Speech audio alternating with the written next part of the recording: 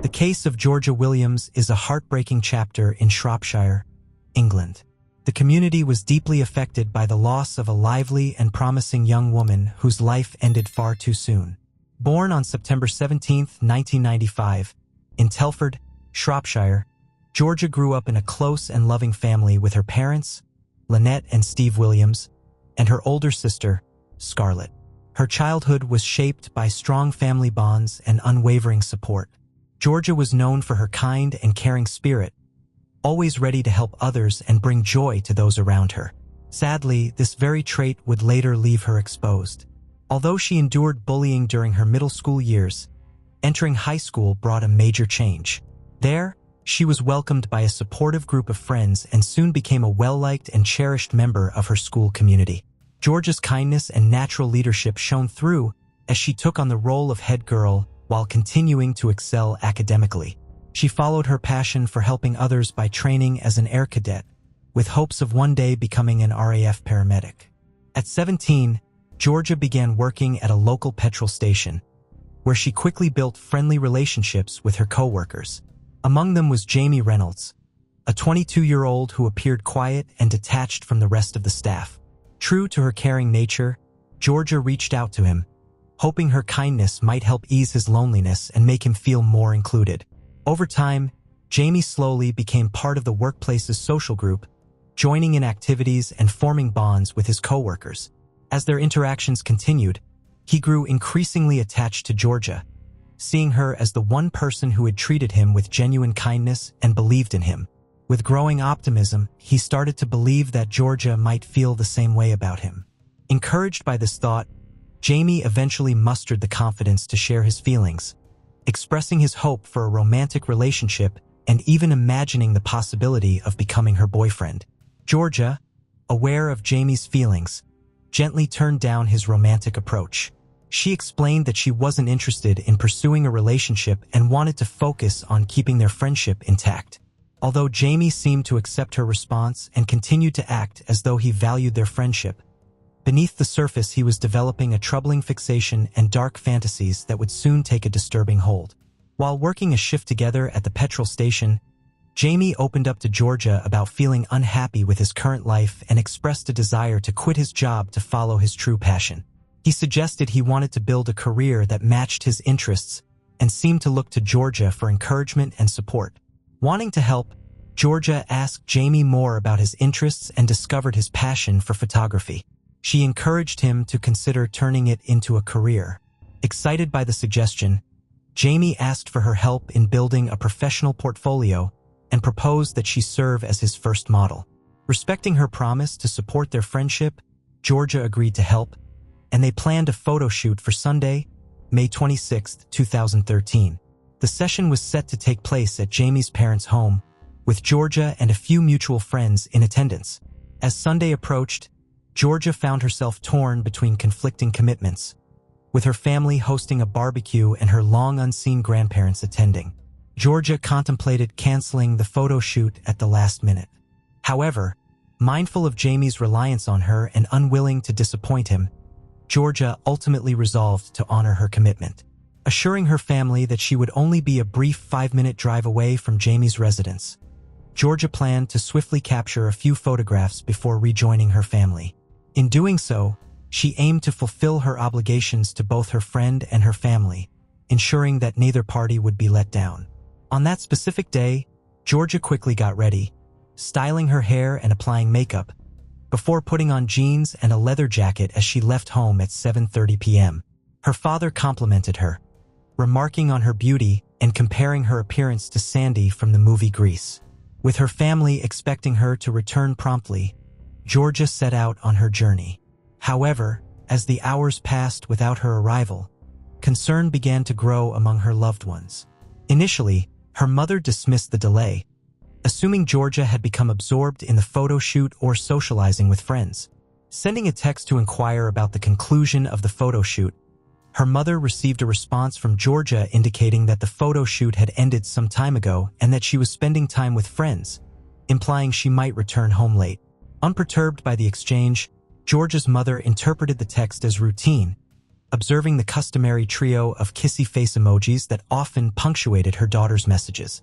Given Georgia's responsible character, her mother harbored no suspicions of any trouble. As the night passed, Georgia's parents went to bed, expecting her to return home by morning. However, when they woke up the next day, their concern grew as Georgia was still absent. At 6:30 a.m., her mother texted her asking for an explanation for her prolonged absence. It wasn't until 7:30 a.m. that a response came, stating that Georgia had stayed at a friend's house and her phone's battery was running low. She assured her mother that if she didn't respond further, it was because her phone was about to shut down. Unbeknownst to Georgia's mother, these messages were not written by her daughter, raising concerns as the situation became increasingly ominous. On May 27th, Georgia's parents expected her to return home after a music festival. However, when she did not arrive, they assumed she had gone directly to the festival from her friend's house. Nevertheless, they expected her back the next morning, as she had been eagerly anticipating her first driving lesson scheduled for that day. As the night wore on without Georgia's return, her parents grew increasingly anxious, waiting up late into the night. With no sign of her, panic set in, and they reached out to relatives and friends, hoping for any information about her whereabouts. Yet, despite their efforts, no one had seen or heard from Georgia in days, deepening their concern and uncertainty. When Georgia failed to arrive home the following morning for her eagerly anticipated driving lesson, her family took immediate action, reporting her disappearance to the police. Desperate for answers, they provided authorities with all the information they could gather. However, their knowledge was limited to Georgia's attendance at a photo shoot at Jamie Reynolds' residence, with no further details about her whereabouts or companions after that point. In response, the police launched an investigation, focusing their attention on Jamie Reynolds. What they uncovered about him was deeply unsettling, revealing disturbing details that raised further concerns about Georgia's safety. In 2008, Jamie had been involved in an incident where he attempted to strangle a teenage girl. Despite the seriousness of the situation, law enforcement opted for a cautionary approach, issuing Jamie a warning and allowing him to avoid facing charges. However, when authorities stumbled upon this troubling episode in Jamie's past, their suspicions intensified, with Jamie emerging as the prime suspect in Georgia Williams' disappearance. Police wasted no time in paying him a visit, arriving at his residence. Encountering silence upon knocking on the door, they resorted to forced entry, combing through the premises but finding no trace of Jamie. Thus, a frenzied manhunt ensued as authorities intensified their efforts to track down the elusive suspect. After thorough inquiries at the petrol station, it became evident that none of their coworkers had encountered Jamie or Georgia. Their absence from their shifts raised significant alarms as they had deviated from their usual routine. Although Jamie's parents were unreachable due to their vacation, they provided authorities with crucial information regarding the registration of Jamie's van. Armed with this vital lead, police across Shropshire promptly disseminated alerts to law enforcement agencies nationwide, urging them to be on high alert for Jamie's van. Before long, the authorities tracked down Jamie in Glasgow, Scotland, a staggering 200 miles from his home. His sudden departure from the country sent shockwaves, which served as a glaring indicator of suspicious behavior. On May 30th, the Glasgow police apprehended Jamie Reynolds at a modest hotel. Acting on suspicions of kidnapping, they took him into custody without delay, and he faced immediate interrogation regarding Georgia's whereabouts. However, Jamie maintained ignorance of her location, offering no helpful insights to the investigators. Subsequently, he was escorted back to Shropshire for further questioning, as Georgia's loved ones anxiously awaited updates. They received disheartening news regarding the investigation's progress. The grim outlook devastated the family, amplifying their anguish, with Jamie now detained as the primary suspect. Law enforcement seized the opportunity to search his residence thoroughly for any pertinent evidence. During the search, authorities stumbled upon a camera containing an SD card. However, their hopes of uncovering vital clues were dashed when they discovered that all files had been systematically deleted, leaving investigators to grapple with another frustrating setback. The camera underwent forensic examination at the police station, where experts diligently worked to retrieve the deleted files. Upon successful recovery, the retrieved data delivered a chilling conclusion to the investigation. Among the recovered files were several images captured on the day of the photo shoot, offering a haunting glimpse into Georgia's final moments. The initial photographs depicted Georgia in seemingly ordinary poses at the outset of the photo shoot, confirming her presence at Jamie's residence that fateful day. Despite her outward appearance of contentment and compliance, it was evident that Georgia remained unaware of the sinister intentions lurking beneath Jamie's facade. Tragically, she unwittingly walked into a perilous situation, unaware of the impending danger that ultimately befell her. As the authorities sifted through the images, the tone grew increasingly grim and unsettling. Subsequent photographs revealed a harrowing sequence of events, portraying a distraught Georgia stripped of her clothes, standing atop a red recycling bin, her hand seemingly bound behind her with a hanging rope ominously overhead. Tragically, the footage captured Jamie Reynolds' heinous act as he callously filmed Georgia's final moments, depicting her futile struggle for breath. Shockingly, he proceeded to engage in despicable acts of necrophilia, violating her lifeless body in various rooms of the house, including his parents' bed, to compound the horror. Jamie documented his depravity with hundreds of additional photographs, showcasing Georgia in degrading positions. He callously stripped her of her jewelry, preserving them as grotesque trophies of his heinous crime. The police relentlessly scoured Jamie's residence, unearthing a staggering collection of 16,800 graphic photographs and 72 distressing videos. These explicit materials depicted unimaginable acts of violence, including sexual assault and snuff films showcasing torture and murder. Shockingly, it became apparent that Jamie himself was actively engaged in the creation of his snuff film, a chilling revelation. In an admission, he confessed to deriving pleasure from acts of strangulation.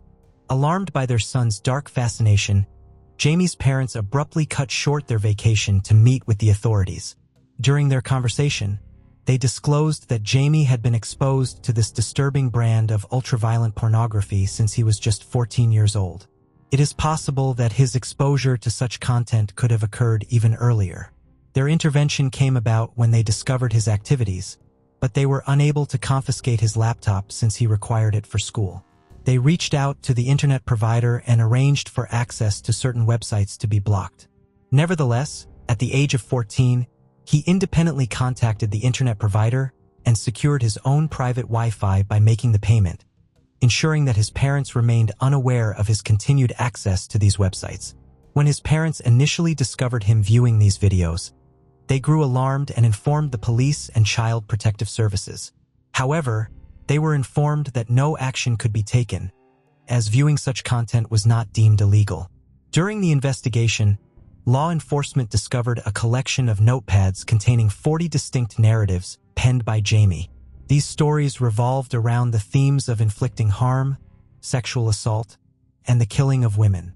Additionally, it was uncovered that Jamie had scoured social media platforms, printing and marking images of young girls with nooses around their necks. Among the narratives was one titled Georgia Williams in Surprise, mirroring the tragic events that befell Georgia. Authorities suspect that this particular narrative may have been a premeditated plan conceived from the outset to be actualized. Jamie initiated the writing process in January, completing it a mere 3 weeks before the murder occurred. Jamie stubbornly withheld any information regarding the whereabouts of Georgia's body, vehemently maintaining his innocence. Faced with his refusal to cooperate, investigators embarked on a painstaking journey to retrace Jamie's movements from the Monday morning following Georgia's murder. Their investigative trail commenced at the petrol station where surveillance footage captured Jamie refueling his vehicle, unaware that Georgia's lifeless body lay concealed in the back of his van. Following the fuel stop, Jamie embarked on a journey spanning 60 miles, eventually arriving at a movie theater. Remarkably, he callously abandoned Georgia's remains in the van parked within the theater's lot before proceeding inside to indulge in a film screening. In a disturbing turn of events, Jamie's actions at the movie theater represented his twisted attempt to fulfill his desire to take Georgia out on a date, albeit in a macabre and horrifying manner. However, Law enforcement lost track of Jamie following his departure from the theater, prompting authorities to issue a public appeal for information regarding his whereabouts.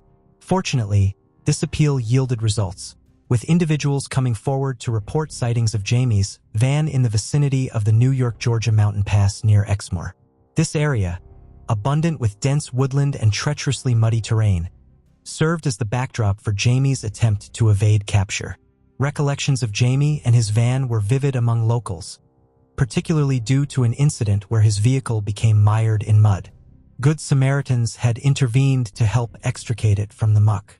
Acting on this crucial tip, law enforcement ventured into the wooded area where Jamie had been spotted. Tragically, it was in this secluded setting that they made the grim discovery of George's unclothed body. Following the recovery, George's remains were transported back to Shropshire. A subsequent post-mortem examination revealed that Georgia had succumbed to asphyxiation, likely resulting from pressure applied to her neck by a ligature.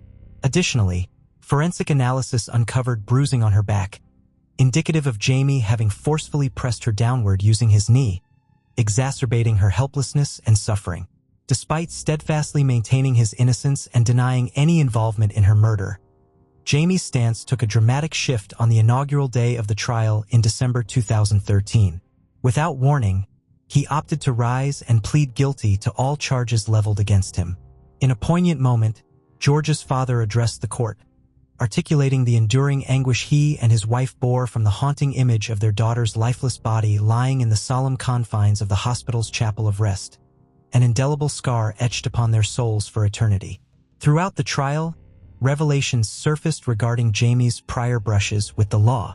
In 2008, he had attracted police attention, receiving what the judge deemed a final warning, following an unsettling incident involving the confinement of another 14-year-old girl in his residence, a harrowing precursor to the tragedy that befell Georgia in 2013.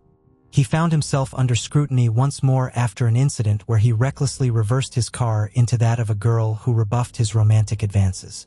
Although the case was eventually closed, the judge, Mr. Justice Wilkie, did not mince words, labeling Jamie a sexual deviant and expressing grave concerns about his potential to escalate and become a dangerous serial offender. Consequently, Jamie was handed a whole life term, a sentence reserved for the most heinous of crimes, ensuring he would spend the rest of his days behind bars without the possibility of parole. This marked Jamie as the 46th individual to receive such a sentence, setting a grim record as the youngest in history to be condemned to a whole life term. Justice Wilkie's remarks during sentencing painted a chilling portrait of the events, underscoring the profound anguish inflicted upon Georgia.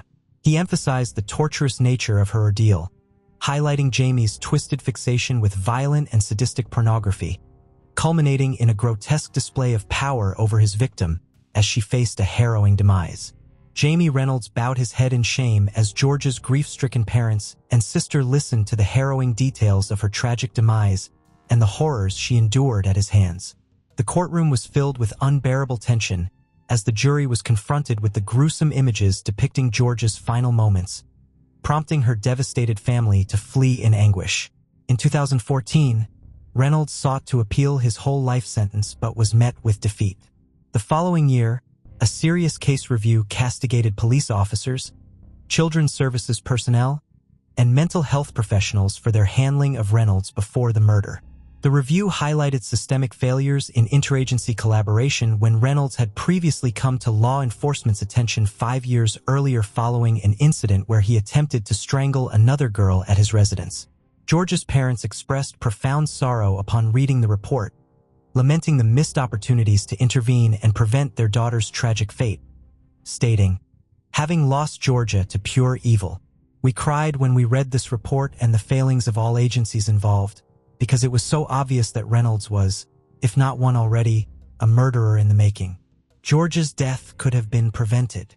Outside the courtroom, Mr. Williams expressed the family's profound grief, stating, "There is no sentence that we can ever say we're satisfied with, because it'll never bring Georgia back. She's dead. She's gone physically, and lives in our hearts." He emphasized the irreparable loss they experienced and lamented that regardless of the length of Reynolds' prison term, he still retained the one precious gift he had denied their daughter: life. Jamie Reynolds continues to serve his sentence in prison to this day.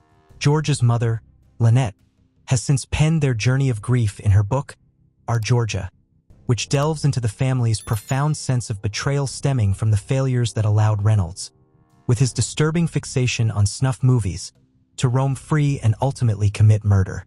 Described as a powerful and moving memoir, the book serves as both a tribute to George's memory and a poignant exploration of the aftermath of her tragic death. George's tragic passing inflicted irreparable wounds upon those who cherished her, leaving behind an unfathomable void. Her absence stands as a poignant reminder of the fleeting nature of life and the importance of treasuring each precious moment with our loved ones. In the wake of her loss, the community united in solidarity, offering unwavering support to George's grieving family and friends, providing a source of solace during their darkest days. In the early morning of November 16, 2020, a peaceful suburb in Melbourne was shaken by a terrible act of violence. At exactly 3:38 a.m., a man consumed by a dangerous obsession parked his dark Peugeot outside Celeste Mannett's home. With a weapon he had been holding on to for months, he had decided that this was the moment to change Celeste's life forever. While the world slept, he quietly approached her window, his mind filled with anger and twisted thoughts. Celeste Manno was born on November 22, 1996 in Melbourne, Australia. She was the second of 3 children born to Aggie DiMauro and Tony Manno. Her older brother, Jaden, was 10 years her senior, while her younger brother, Alessandro, was born a year after Celeste. Growing up in a close-knit family, Celeste enjoyed playing with her younger brother. Despite the age difference, her older brother, Jaden, admired her greatly, seeing her as the light of the household. Celeste excelled during her high school years. She was an active member of the cheerleading team, had many friends, and consistently performed well academically. Her peers described her as a positive person who always found the silver lining in every situation. However, life took a turn when her parents separated. Celeste stayed with her mother and younger brother, while her older brother, Jaden, eventually married and moved out. Around this time, Celeste landed her first job at a global call center. She quickly excelled in this role, much to the pride of her family, including her father, who remained an important figure in her life despite the separation. What Celeste couldn't foresee was that this job, which brought so much joy and hope to her and her family, would also introduce her to a dangerous situation. In April 2018, a new colleague named Louay Seiko joined the team and soon became obsessed with Celeste. Louay was born in Iraq in 1984, during the height of Saddam Hussein's regime. He was the eldest of 5 children in a Christian family. In 1992, his family was granted a humanitarian visa and relocated to Australia through a Turkish refugee camp. They settled north of Melbourne, where Louay grew up. Despite the challenges of being a non-English-speaking immigrant in a new and strange land, Louay was considered a loving son and a caring, understanding brother by his family. He excelled academically, particularly in mathematics. However, in 2010, the family was shaken when Louay's younger brother was sentenced to prison for killing a man at a Melbourne nightclub. According to their mother, this event severed any ties between Louay and his convicted brother. Unlike his sibling, Louay had never been in trouble with the law. After high school, Louay pursued tertiary education, and it was during this time that his behavior began to change. He became increasingly reclusive, often displaying signs of anger. Interacting with others became a challenge, and he frequently felt rejected or persecuted by his peers. This led him to withdraw further, spending most of his time isolated in his room at home. Transitioning into the workforce proved just as difficult as his time at university. Although Lou could find temporary retail jobs, he struggled to keep them. On a personal level, Louay had never been in a stable romantic relationship, nor had he experienced any intimate connections with women. So, when he landed the job at the call center, his family felt a sense of relief, hoping this would be the beginning of the stability he so desperately needed. However, by early 2019, Louay's performance at work deteriorated, and he was eventually let go. On the day he was dismissed, his obsession with Celeste began. Though they weren't close, Celeste, noticing his distress, kindly offered him support and walked him to the door.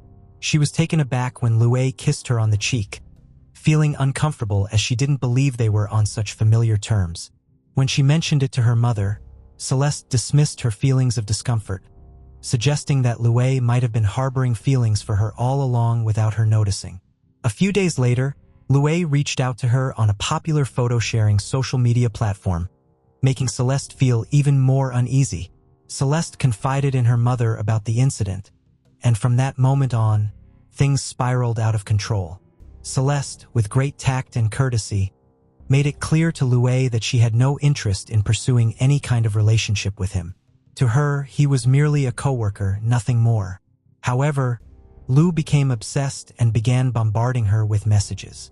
Despite her repeated pleas for him to stop, he continued his unwanted attention. Even though Lou attempted to find a job, whether in computing, surveillance, security, or installation, he never managed to secure stable employment again. He continued living with his parents, spending most of his time isolated in his room. By March 2020, when the Australian government imposed strict lockdowns due to the global health crisis, Louis intensified his harassment of Celeste. Every time she blocked him, he would create a new account and send her a direct message. Celeste did everything she could to stop him, but as time passed, she became increasingly miserable. During the brief periods when the government eased restrictions, Celeste's family noticed her growing stress, anxiety, and preoccupation. The man who was tormenting her was slowly stripping away the peace that had always characterized her.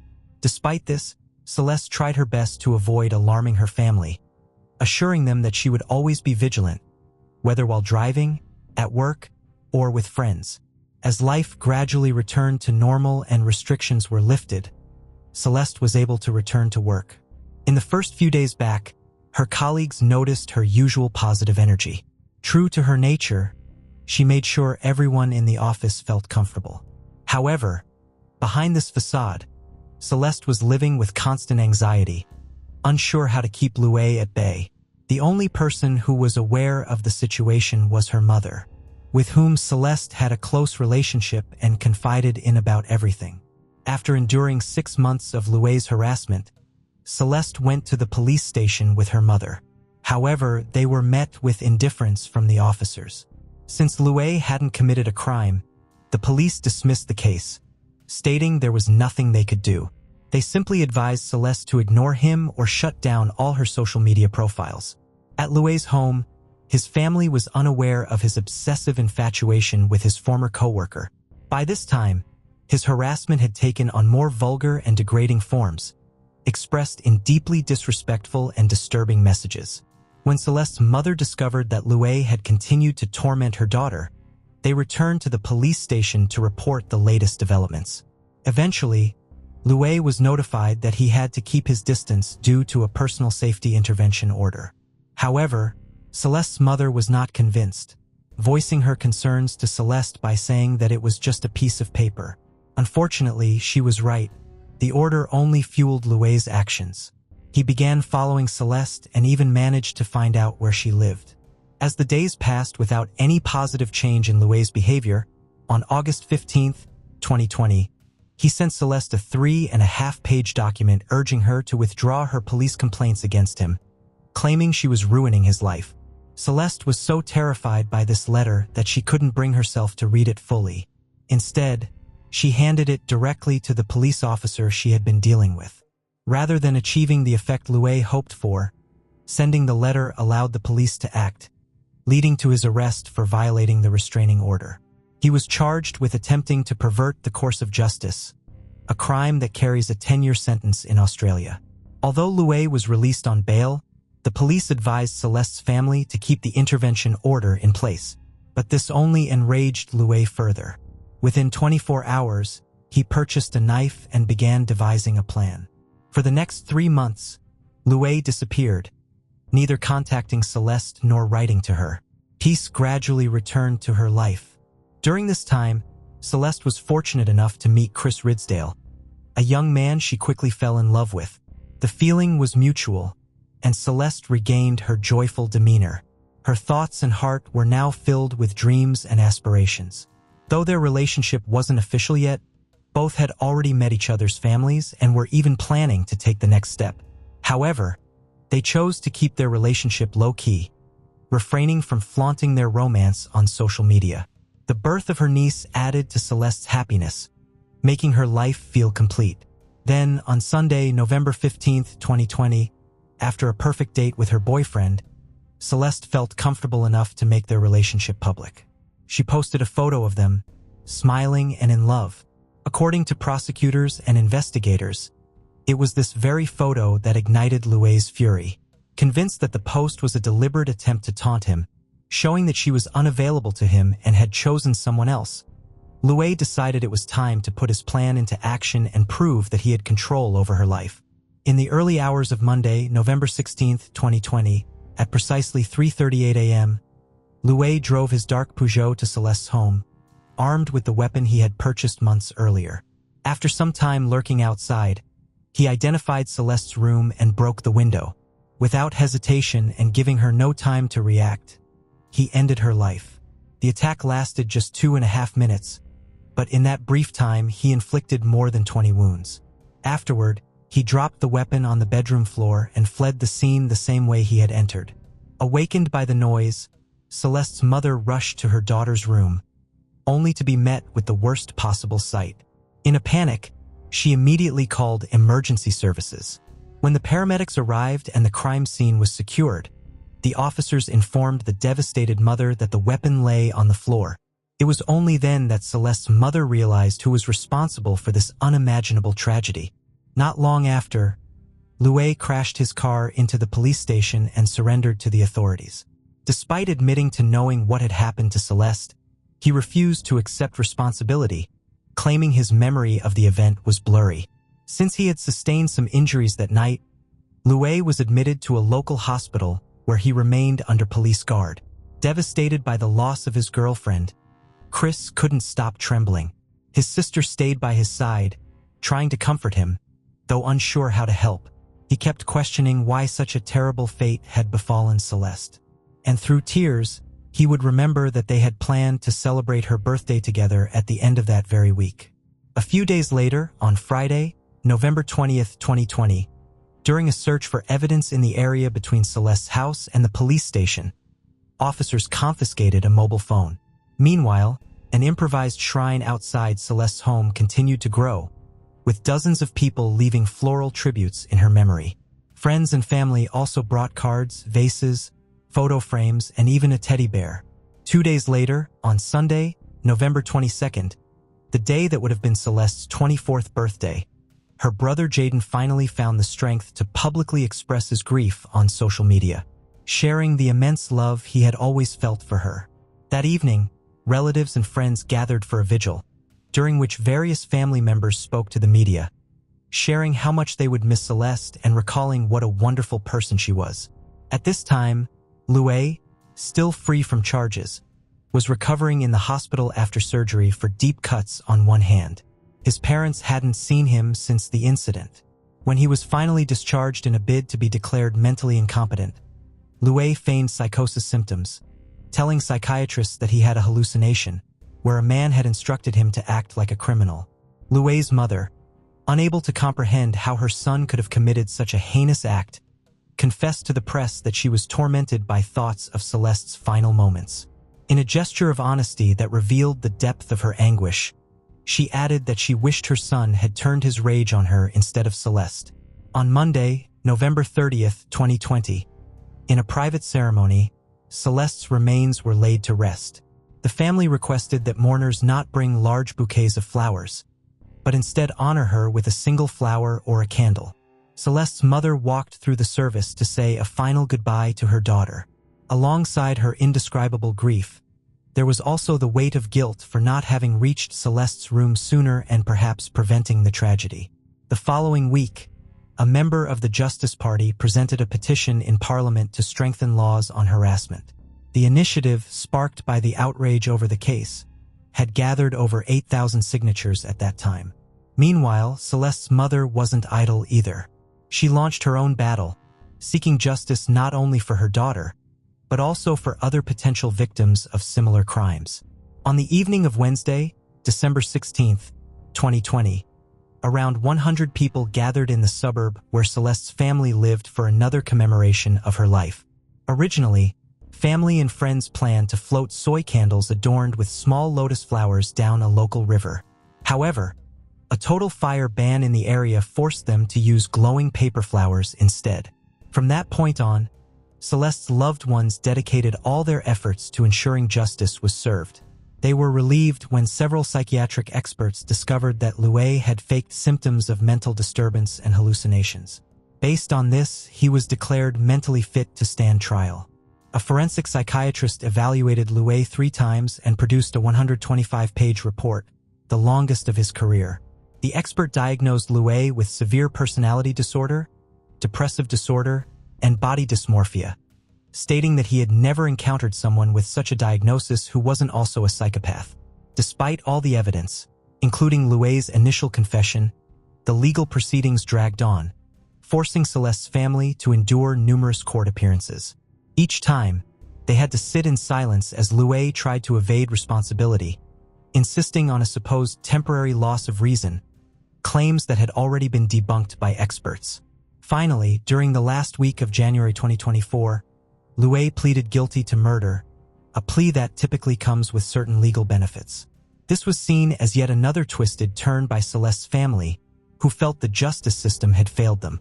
A month later, during the sentencing hearing, dozens of Celeste's family and friends filled the court. The family carried a bright blue urn out of the courtroom, placing it in front of Celeste's closest relatives. Louis, now 39 years old, wore a prison uniform and black-framed corrective glasses, showing no emotion as he sat in the dock. The judge emphasized Louis's ability to distinguish between right and wrong, even if his judgment had been clouded at the time of Celeste's murder. Louis was sentenced to 36 years in prison, with a minimum of 30 years before he could be eligible for parole. Before concluding the hearing, the judge mentioned that while the prospects for Louis's rehabilitation were limited, there was a possibility that his mental illness could be treated during the decades he would need to serve before his release. The parole eligibility date was set for 2050. However, the judge clarified that when the time came, the state parole board could determine that the risks were too high and deny him parole. Many of Celeste's relatives wept upon hearing that Louis would not receive a life sentence, the harshest penalty under Victorian law. As they left the courtroom, Celeste's mother couldn't contain her anger, expressing disbelief that the court had chosen to show mercy to the man who had shown none to her daughter. She was further outraged to learn that prosecutors would not appeal the sentence, declaring that they had done a poor job. Legal experts pointed out that despite the immense and justified pain of the family, in Victoria, the standard sentence for a crime of this nature was 25 years. So a 36-year sentence could not be considered a failure. For Chris, the fact that his girlfriend had to endure such relentless harassment for so long was a crime in itself. Feeling betrayed by the justice system at various levels, Celeste's family and friends spent that night at her grave, a place they visited regularly and intended to continue visiting. Celeste's mother advocated for life sentences for those who take the lives of others. She aimed to gather 75,000 signatures. Celeste's case highlights a problem that hundreds of people are currently facing, being pursued by someone obsessed with them. In the age of social media, this type of behavior has become easier to detect and report, but it has also given stalkers more tools to monitor their victims. Authorities worldwide must create new mechanisms to address these situations and provide the protection that victims desperately need. The case of Michelle Young. Jason Young was born in 1974 in Brevard, North Carolina. Jason grew up in a typical family. After completing high school, he attended the prestigious State University in Raleigh, the state capital. Following graduation, he secured a job as a salesman at a large retail chain. Jason proved to be a valuable and reliable employee. His friends described him as inconsistent and unpredictable in his relationships.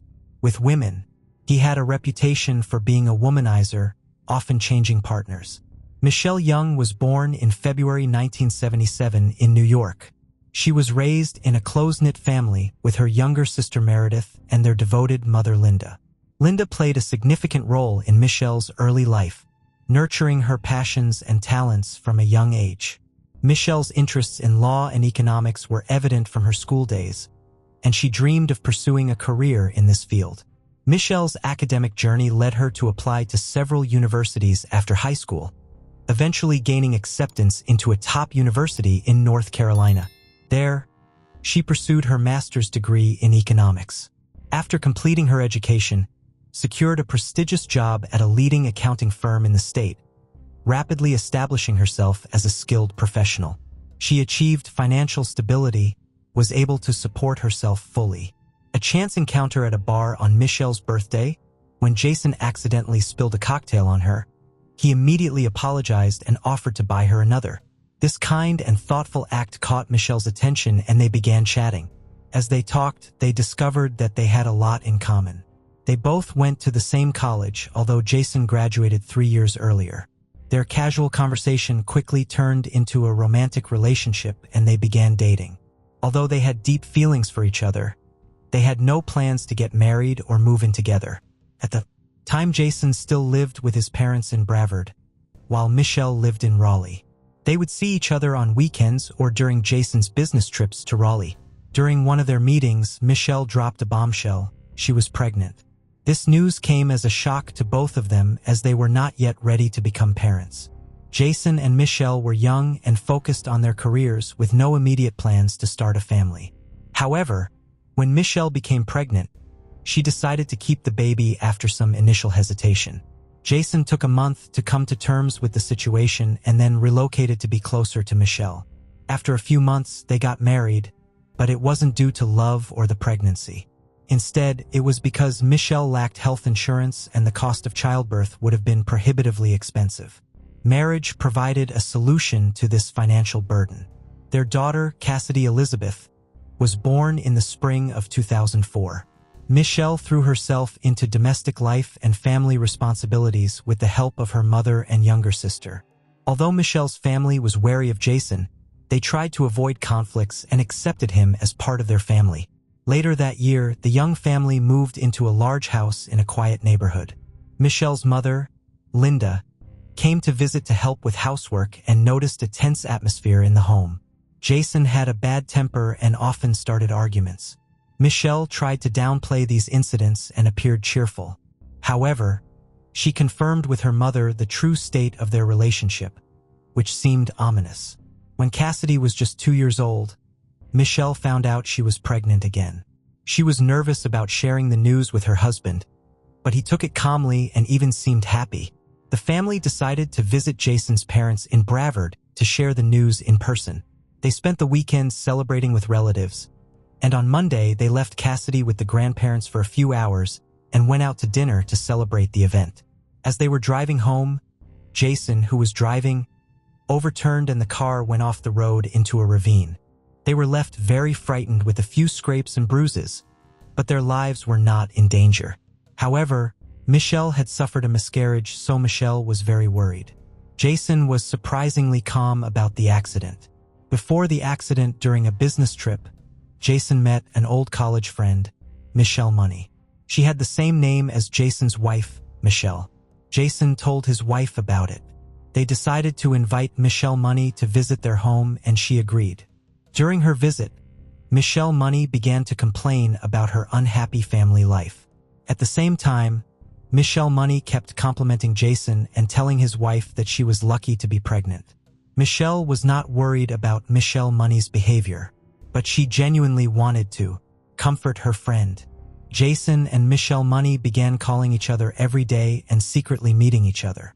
Jason always justified his absence with business trips, and his wife could not guess anything. Things got complicated in the summer of 2006 when Michelle found out she was pregnant.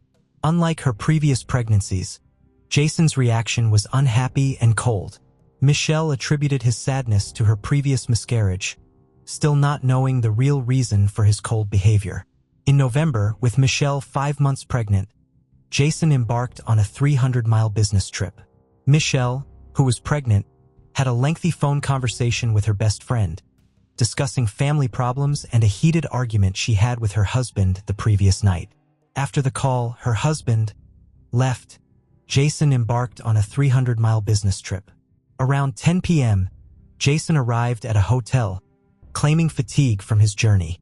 However, instead of resting, he began to carefully examine the hotel's entrances, exits, and security cameras, planning a way to leave and return undetected. He was creating a solid alibi for a crime he intended to commit. Early the next morning, Jason calls Meredith and asks for her help. He tells her that he wants to surprise his wife with a piece of jewelry for their anniversary, but accidentally sent the order confirmation to their home fax machine. Jason is worried that Michelle will see the gift and ruin the surprise. Even though Meredith doesn't like Jason, she agrees to help him.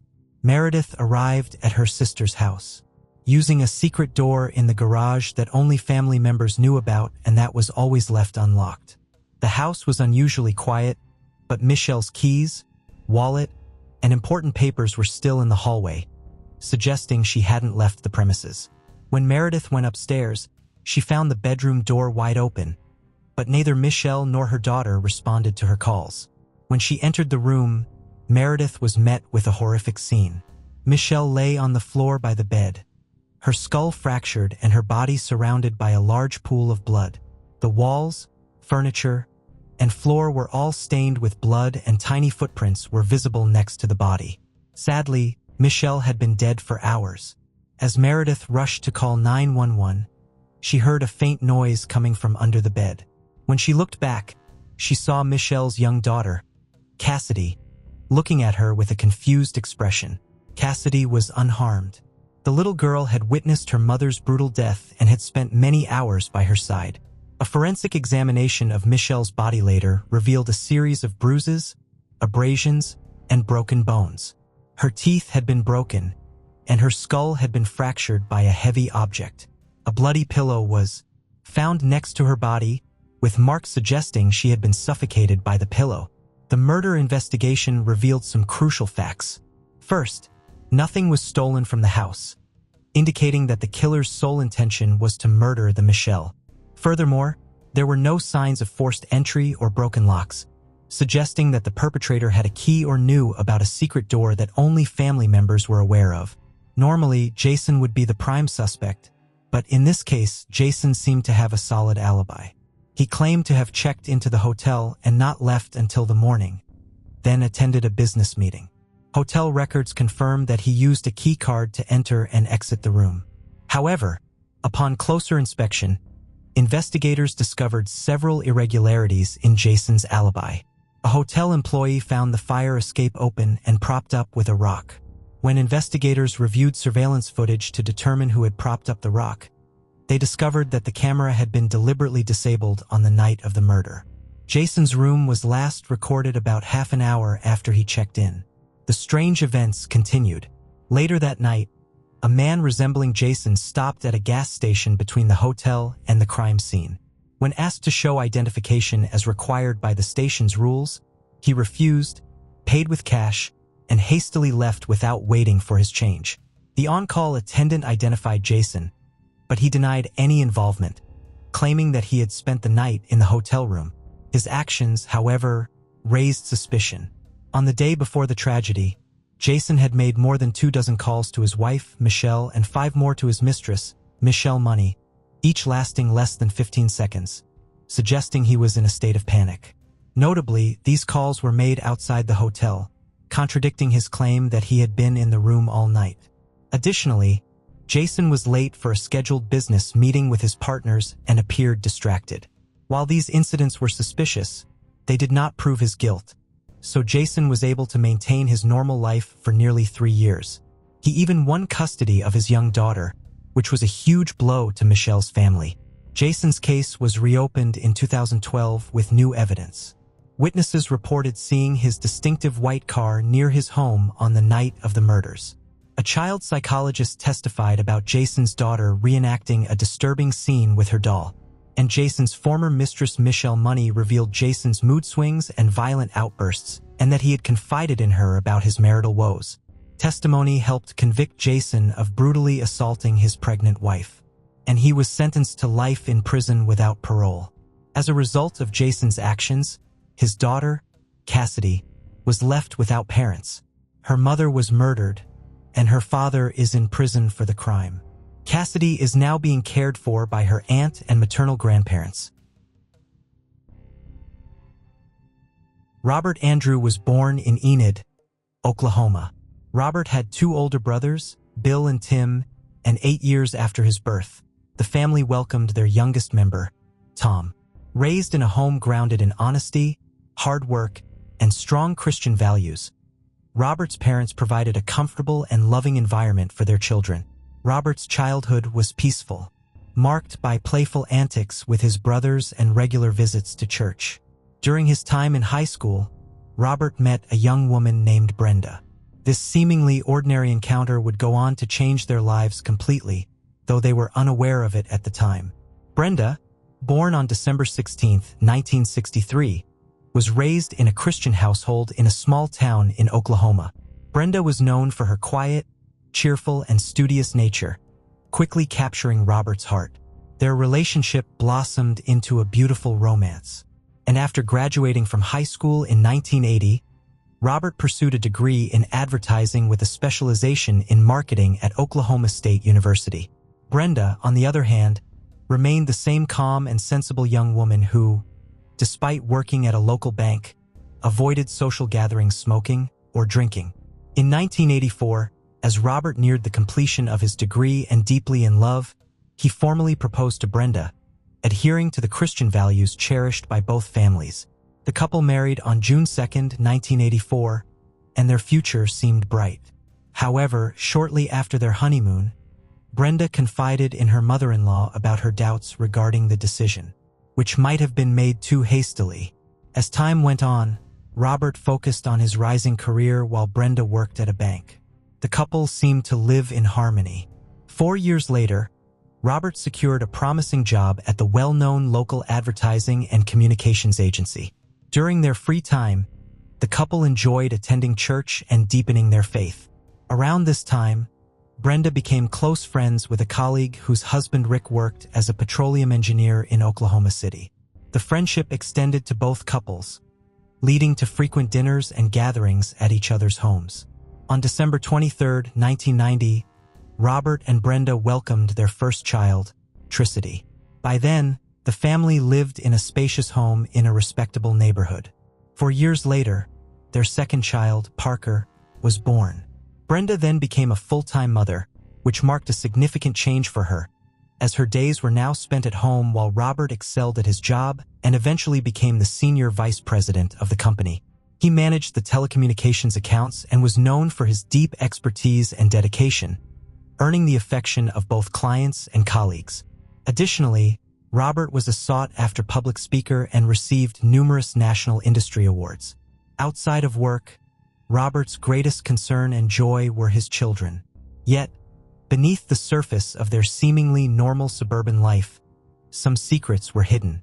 Over the years, Brenda began having various affairs.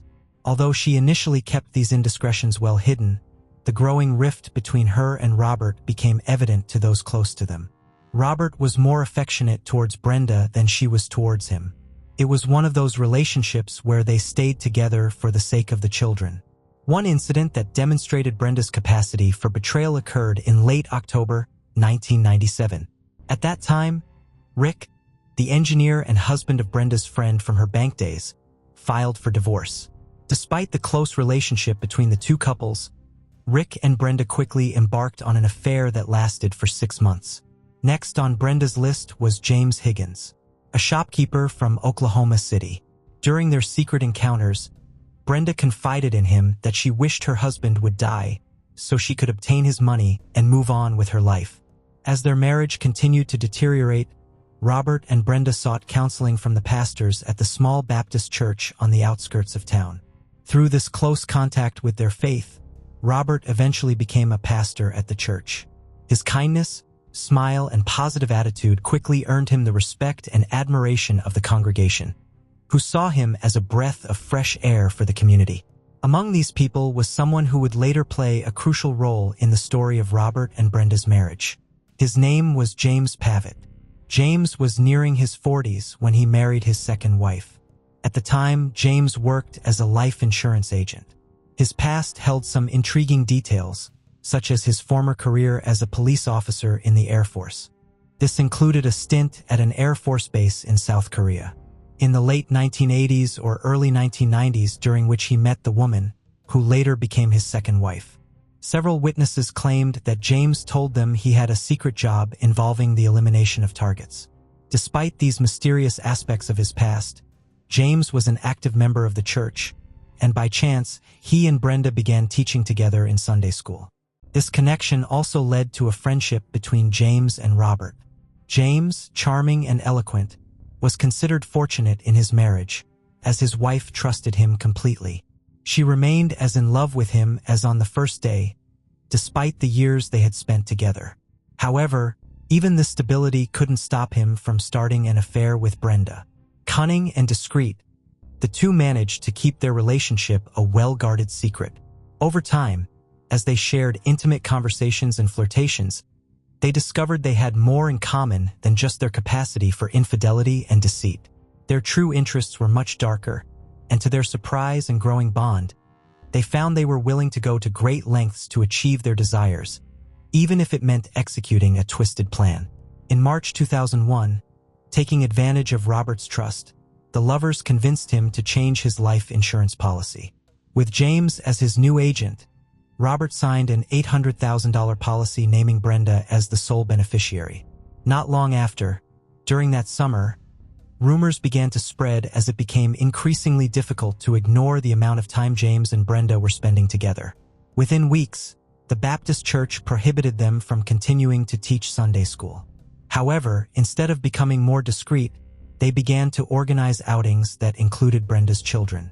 Devastated by his wife's obvious infidelity and the betrayal of his friend, Robert tried to persuade Brenda to end the affair. But any attempt he made to salvage what was left of their love was met with complaints from her, who began criticizing him, especially for what she saw as his poor performance as a father. As a result, life at the Andrew household grew increasingly bitter. By September 2001, fully aligned with his lover's goals, James asked his wife for a divorce. Initially, James blamed their separation on her not getting along with his American family, but he later concocted more elaborate reasons, claiming that he was doing it to protect her due to issues related to his former Special Forces work. The divorce was finalized in September 2001. A few days later, as Robert was preparing to drive to fulfill his duties as a pastor and advertiser, he made a disturbing discovery and didn't hesitate to report it. An hour later, while Robert was trying to fix the problem with his car, he received a call from an unknown person informing him that his wife Brenda had just been in a car accident. Before rushing to the hospital, he decided to call and verify the information, quickly realizing it was a prank call. Apparently, the same person who had cut his brake lines wanted him to head to the hospital. Shortly after, Robert decided to remove Brenda as the sole beneficiary of his life insurance policy. He replaced her with one of his brothers, someone he trusted completely and knew would never do anything to harm his nieces and nephews. Convinced that the marriage was beyond repair, the marketing expert packed what he needed and left the family home. Meanwhile, significant events were unfolding. First, James purchased a gun from a local store. The second act was a fraudulent scheme orchestrated by the lovers. How they discovered the change in the insurance policy's beneficiary remains unclear. But once they learned of the new beneficiary, Brenda and James didn't back down. Instead, they created a new policy with a forged signature from Robert. On October 3, 2001, Brenda filed for divorce. Her bitterness during that time was so intense that she didn't hesitate to tell anyone who would listen how much she hated her still husband. In stark contrast, it seemed that the situation was causing the Baptist pastor Robert immense pain. This was evident during a conversation he had around that time with his mother-in-law. Robert tried to explain to her that he worked long hours, often spending extended periods away from home to be the reliable provider he had promised Brenda he would be. Brenda, who enjoyed a comfortable lifestyle without limitations, accused him of being an absent father who was not available for his children. This was the state of their relationship by the end of October 2001. In early November of that year, a couple who lived next door to the Andrews decided to go on a short trip. Before leaving, they handed Brenda the key to their home for safekeeping. Unknowingly, the neighbors provided the lovers with the final piece they needed to complete what they believed to be the perfect plan. With the countdown underway, Brenda was a bundle of rage and anxiety. This was clearly demonstrated during a phone call she made late on the night of Monday, November 19, 2001, to the mother of one of her daughter's friends. Brenda couldn't stop talking about the disdain she felt for Robert, and the malice in her voice and words left her friend feeling a deep sense of unease. The next morning, Tuesday, November 20th, 2001, with every move meticulously planned, James asked his daughter if he could borrow her car, claiming he needed to take it to the shop for some adjustments. That afternoon, Robert drove to the family home to pick up his two children and take them to spend Thanksgiving at his parents' house. On the way, he called his friend Ronnie, as he didn't plan to stay long. He parked next to the garage. At that moment, Brenda asked him to help move a piece of furniture. Suddenly, James appeared from the shadows. While Robert, defenseless and with his hands occupied, was moving the furniture, the ex-military man swiftly pulled the trigger. The bullet struck Brenda's husband. Then, as later revealed by forensic investigation, it was Brenda who took the gun and delivered the second and fatal shot to her husband's chest. It is believed that Robert saw his attacker, but the shots were fatal enough to bring him down completely. The gunshots shattered the stillness of the neighborhood, but Brenda and James, undeterred, continued with their plan. Brenda, using a second firearm, shot herself in the arm. Immediately afterward, James slipped away to hide in the neighboring house. Meanwhile, Brenda called emergency services, her voice filled with feigned anguish, claiming that she and her husband had been attacked by masked intruders. Inside the neighbor's home, the darkness and his nerves betrayed James, causing him to break a shelf in the closet of the master bedroom.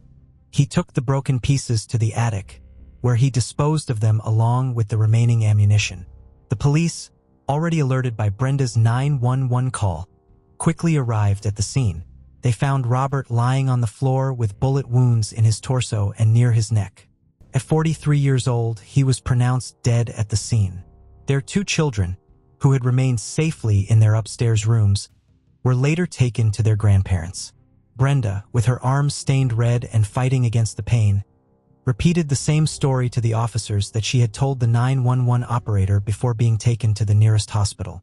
However, as the investigation began, it became clear that nothing was missing from the house, nor were there any clues pointing to masked gunmen. The first challenge for the investigators was the lack of a clear motive for the crime. At dawn on Wednesday, November 21st, believing the coast was clear, James left his hiding spot and went straight to return the car to his daughter. He barely spoke to her and quickly said goodbye. However, she was shocked to find that her father left a bullet on the car's floor. As the investigation continued without any major breakthroughs, the neighbors returned from their vacation. They thought they had narrowly escaped the nightmare that their neighbors had endured. However, soon after, a discovery put them on high alert. A bullet found in their home, a new piece of evidence, was immediately sent to the forensic lab. The specialist in charge determined without a doubt that it was identical to the one found in Robert's garage. With the neighbors' permission to search their entire home, the officers found several bullets of the same caliber in the attic matching the second gun used in the crime. Since there was no sign of forced entry, the investigators were left with two possibilities. Either the intruder was a professional or it was someone who had a key to the house. With no solid leads, the investigators posed a crucial question: who stood to benefit from Robert's death? As they spoke with those close to him, someone suggested that Brenda was the primary beneficiary of such a tragedy. From there, the authorities learned of the troubles in the couple's relationship and began asking more pointed questions of the family. Meanwhile, James was determined to escape unscathed. He researched Argentina online. Having heard that the country had no extradition agreement with the United States, he even asked his daughter to help him create a document with Robert's forged signature, granting permission for him and Brenda to take the children out of the country. His final instruction to her was to transfer funds from his account to hers so that when he and Brenda left, she could send them money without the transactions being traced back to her account. As the investigation progressed, the police sought the expertise of a handwriting analyst who was tasked with determining the authenticity of Robert's supposed signature on the insurance policy.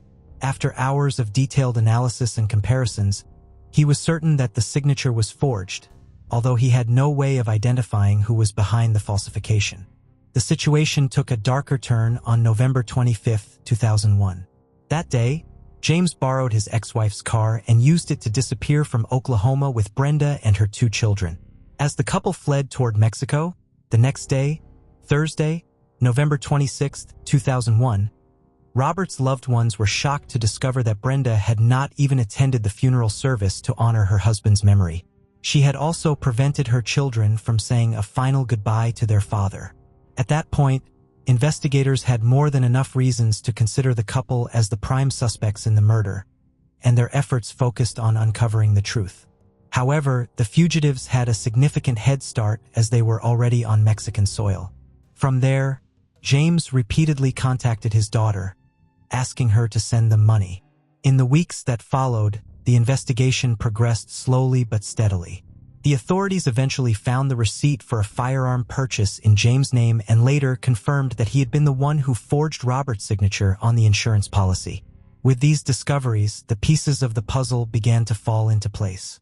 Forensic investigations, including ballistics and bloodstain analysis, helped complete the picture of a story driven by jealousy, betrayal, and greed. With a clearer understanding of the situation, law enforcement launched a coordinated operation with various agencies to track down the fugitive suspects. A crucial ally in this effort turned out to be James's daughter, who, after being approached by the police, cooperated with the FBI. Thanks to the detailed information she provided on February 28, 2002, after 3 months on the run, James and Brenda were arrested. Brenda immediately called Rick, her former lover, asking him to help her contact her attorney, claiming she had important legal documents in the children's luggage. One of these documents was a written confession in the form of a letter addressed to her daughter, which prosecutors later stated was actually authored by James, whose handwriting had become familiar to them through the numerous analyses conducted during the investigation. Both James and Brenda were charged with first-degree murder and conspiracy to commit murder. A month later, they were extradited to Oklahoma City, where they were to be tried separately. While in pre-trial detention, Brenda became acquainted with Teresa Sullivan, a federal inmate. Whether it was a slip of the tongue or pride in her actions is unclear, but Brenda confessed to Teresa in great detail everything that had happened on that fateful night in November. Around the same time, a legal battle ensued over the custody of Brenda and Robert's children. A judge initially placed them in the care of their paternal grandparents, but Brenda was unhappy with this arrangement. She wanted them to live with her sister, claiming that she didn't trust her in-laws and feared they would prevent the children from visiting her in prison. A neutral attorney, appointed solely to represent the children's interests, reported that the kids exhibited unusual behavior after visiting their mother in jail. As a result, the attorney recommended against further visits. The judge overseeing the case spent an entire day listening to witnesses and lawyers. The judge then announced his decision that the kids would remain with the Andrews family. He noted that the longer the children stayed in that home, the more they seemed to thrive. The case against James and Brenda involved months of waiting, including witness selection, jury deliberations, evidence gathering, and other necessary steps. Finally, on August 25, 2003, James went to trial. After all the evidence and testimonies were presented, implicating him as the planner and one of the perpetrators of the crime, he was found guilty of first-degree murder and conspiracy to commit murder a month later. As a result, in October of that same year, James was sentenced to death. Brenda's trial took place in 2004, and during the grueling sessions, 2 specific testimonies caused a significant stir, both for the defendant and the public. The individuals who took the stand were none other than Rick and James, her former lovers, who both described her as a seductive and manipulative woman. But just when it seemed the trial had exhausted all possibilities for controversy or shock, the prosecutor, during his closing argument, presented a piece of Brenda's lingerie to the jury, arguing that the item was compelling evidence that the supposedly grieving widow had packed it to flee with her lover. According to a local newspaper, the spectacle caused gasps in the packed courtroom. On September 22, 2004, after 6 weeks of trial, Brenda was found guilty of all charges against her. The Oklahoma County jury also voted in favor of the death penalty.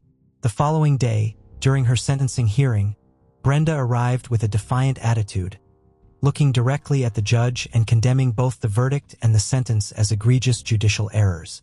She vowed to fight until her name was cleared. Finally, as stipulated, the judge sentenced Brenda to death for the murder of her husband, Robert Andrew.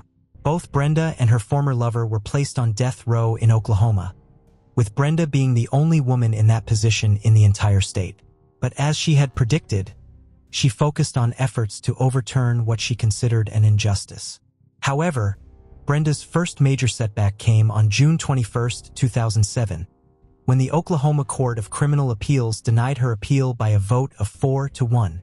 The following year, the U.S. Supreme Court rejected her appeal as well.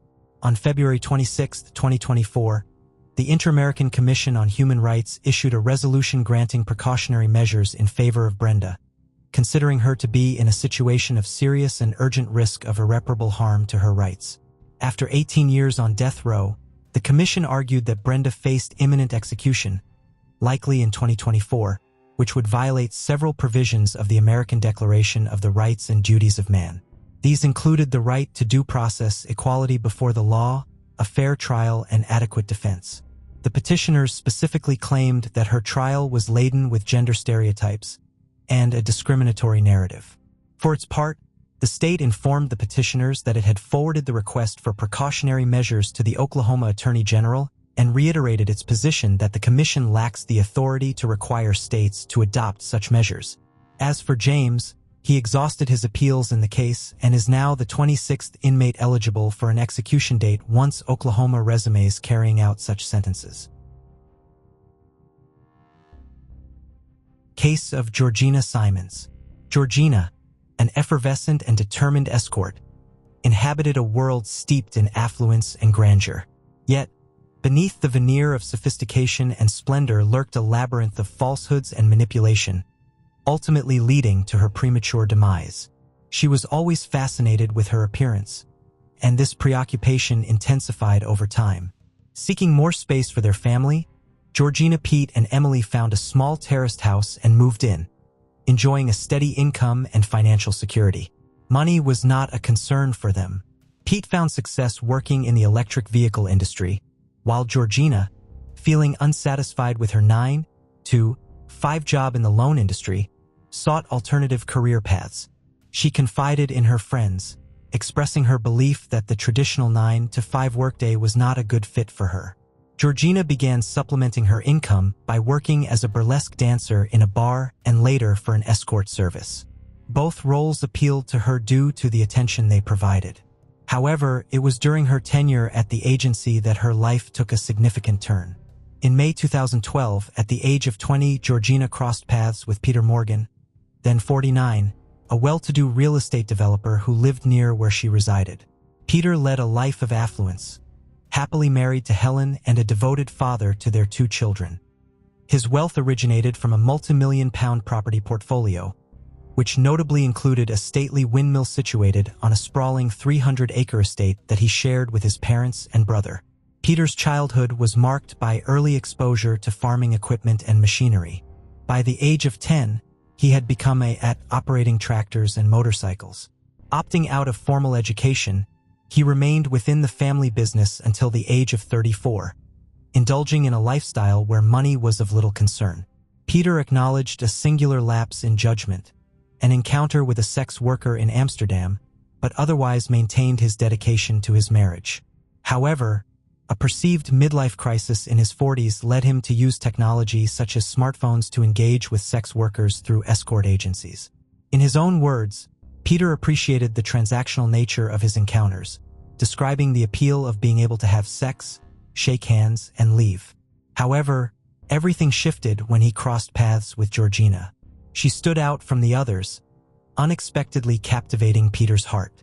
Before Georgina, Peter had been frequently visiting different sex workers, with the encounters becoming weekly over time. While overseeing the renovation of a lighthouse for his real estate ventures, Peter showered Georgina with lavish gifts, including a Range Rover worth over $112,000 and an $11,000 shopping spree.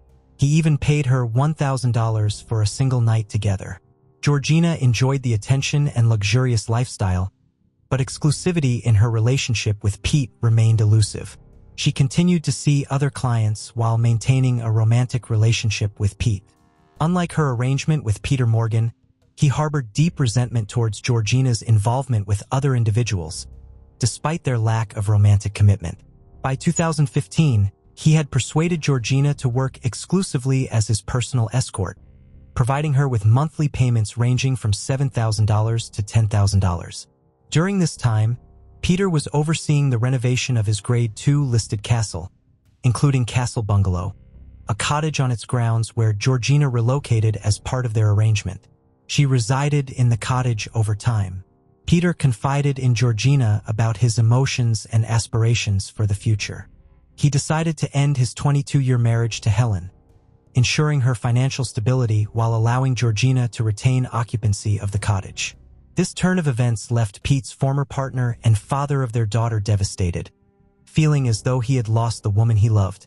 In August 2015, the couple embarked on a trip to Africa. Yet Pete couldn't shake the feeling of Georgina slipping away from him. The thought of her being with other men, particularly someone as affluent as Peter Morgan, plunged him into a deep depression. Despite understanding Peter's ability to provide Georgina with a lavish lifestyle that made a strong impression on her, Pete felt powerless in comparison to Peter's wealth. Pete's mother, Lynn, reflected on this time, noting that at this point, Pete was happy to be with her, and he earned enough money for them both to have a good life and do what they wanted. She thought he put up with a lot, as she never knew anything else was going on. Morgan occupied a significant place in his life. He was constantly on his mind, and the feelings were intensifying within him. However, Pete cared too much about his mother to talk about these issues. On November 15, 2015, Pete Deem vanished following a heated argument with Georgina regarding text messages. Tragically, he was later discovered deceased by hanging in a wooded area. 2 days later, Alexi Butcher, a friend of Georgina's, succinctly summed up the situation. Rich Pete was completely smitten. He loved and cherished her, envisioning a future together. However, it seems Georgina was only interested in him for his wealth. It is doubtful that she ever truly cared for him, even though she claimed to have left poor Pete for him. Her intentions were always to exploit rich Pete for as much as she could before returning to poor Pete. Adding to Georgina's distress, she had lost her father to suicide just a few months before Pete's death. Despite the hardships she faced, it was clear that she genuinely cared for Pete, like many others did. However, she would have to confront the devastating realization that her own actions contributed to his untimely demise. The news of Pete's death deeply affected Georgina, causing a significant shift in her personality. She blamed Peter for Pete's passing and became increasingly intolerant of his obsessive and controlling behavior. Furthermore, she held Peter accountable for having to deal with social services regarding her daughter's well-being. Georgina publicly criticized Peter in front of his friends and family, which angered him. Peter was frustrated that, even with Pete gone, he could not have Georgina entirely to himself. Later, he would recollect that Georgina had almost succeeded in terminating her own life by slashing her wrists in the bathtub. Peter recounted that she was submerged in the water and he pulled her out. Following the demise of her former partner, she was regularly consuming drugs and alcohol. She held him accountable for Pete's death, making him feel culpable and asserting that it was entirely his fault. Tensions between Georgina and Peter Morgan escalated further after Pete's funeral in December 2015. When Georgina began dating Tom Ballinger, a friend of Pete's. Enraged, Peter started taking Georgina's phone to read her texts. He had also planted a listening device disguised as a white plug adapter in the cottage, making a total of 514 calls to it, allowing him to eavesdrop on every one of her phone conversations. One night in January 2016, Peter overheard a conversation in the bugged cottage that shook him to the core. Georgina was confiding in Tom Ballinger about her scheme to blackmail Peter into relinquishing the cottage. She disclosed her intention to relocate to London, where she could pursue her escorting career and significantly increase her earnings from upscale clients. Upon hearing this, Peter's heart sank, grappling with the realization that Georgina might not be committed to their relationship. She issued dire threats of exposing damaging information about him to the public, convinced she could ruin him. Georgina alleged that Peter concealed $50,000 in cash at home to evade taxes and was involved in constructing buildings that failed to meet code standards.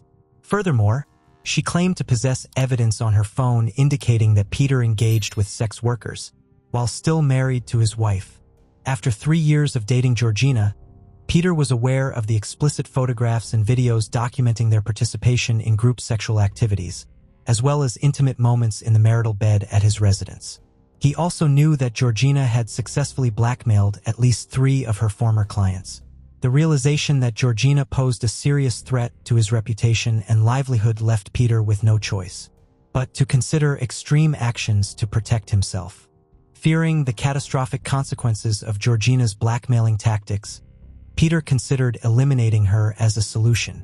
He carefully planned this by meticulously creating a detailed list of necessary items using the Notes app on his iPhone. On January 12, 2016, Alexei, a friend of Georgina's, contacted the Welsh authorities.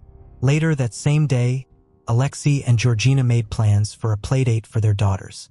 However, Georgina failed to arrive to pick up her child from school as arranged.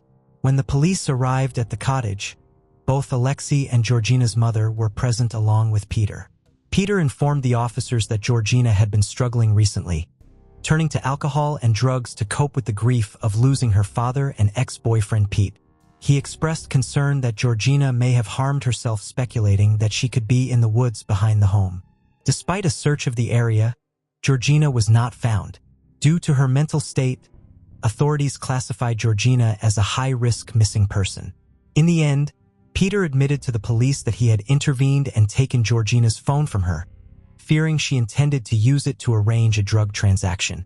Furthermore, information gathered from Georgina's family and friends revealed that Peter was deeply infatuated with her, whereas she viewed their relationship solely as a business arrangement. Alexei informed the authorities that Georgina had decided to terminate her association with Peter and was looking forward to the future.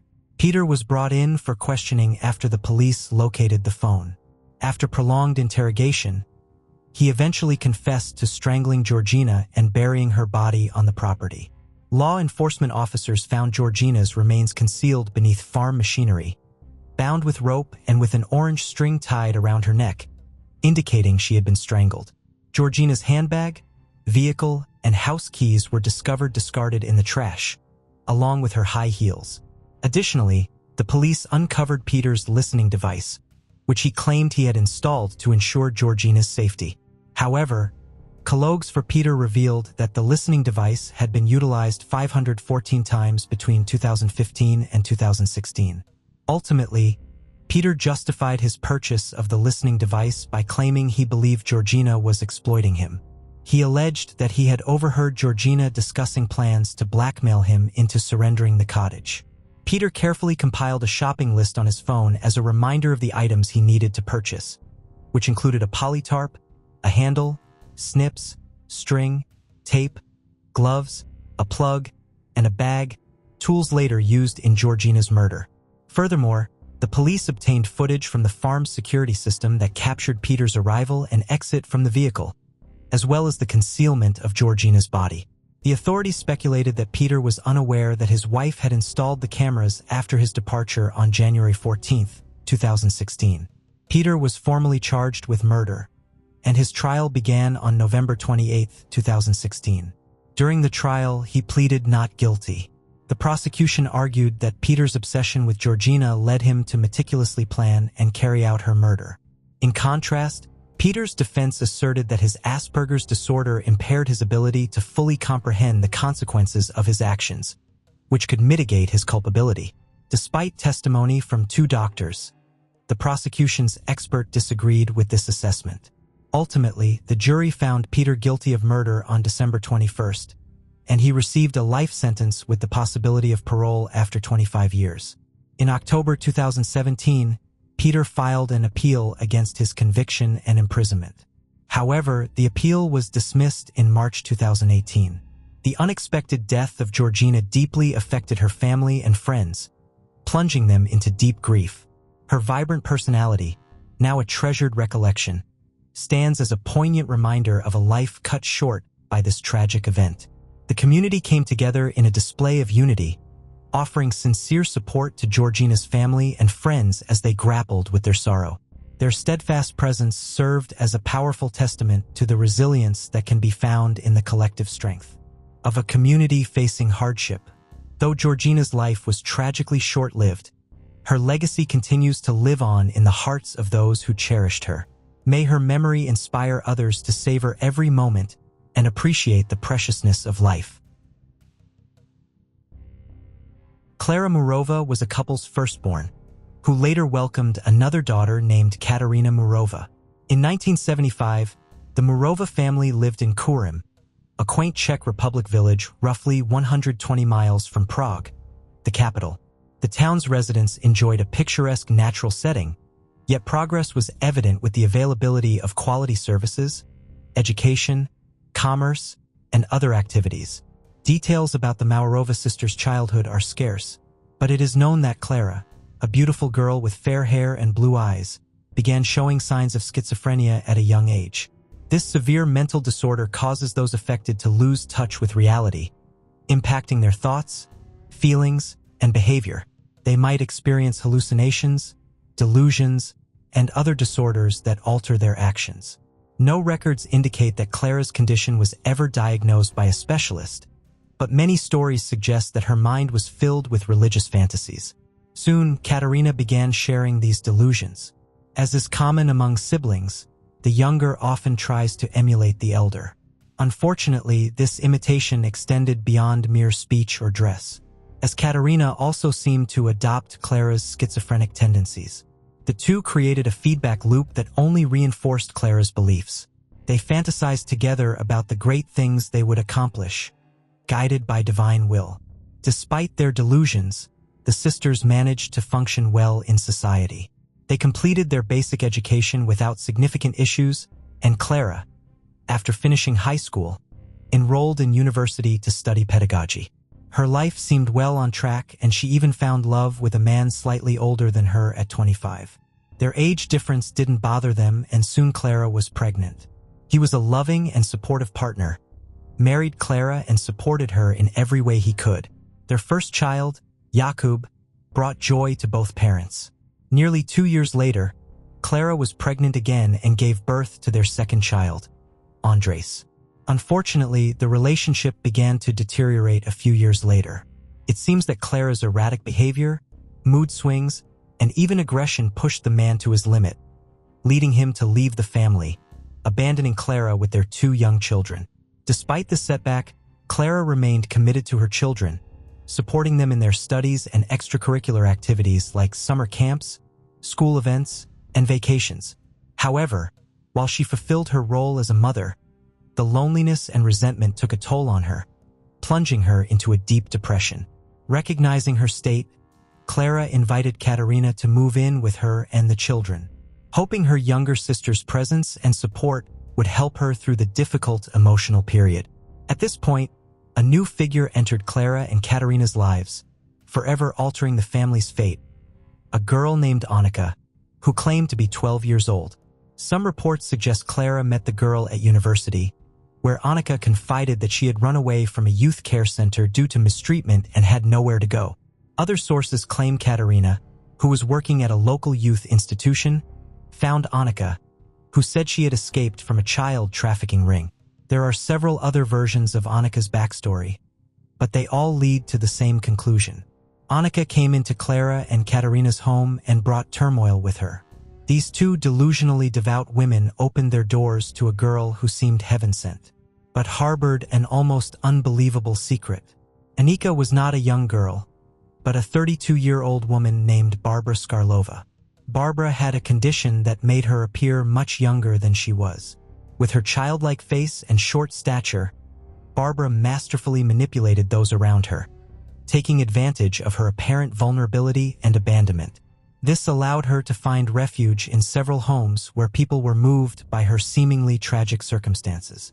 Despite this, only one account was found of a family who had adopted Barbara, believing her to be a helpless young girl.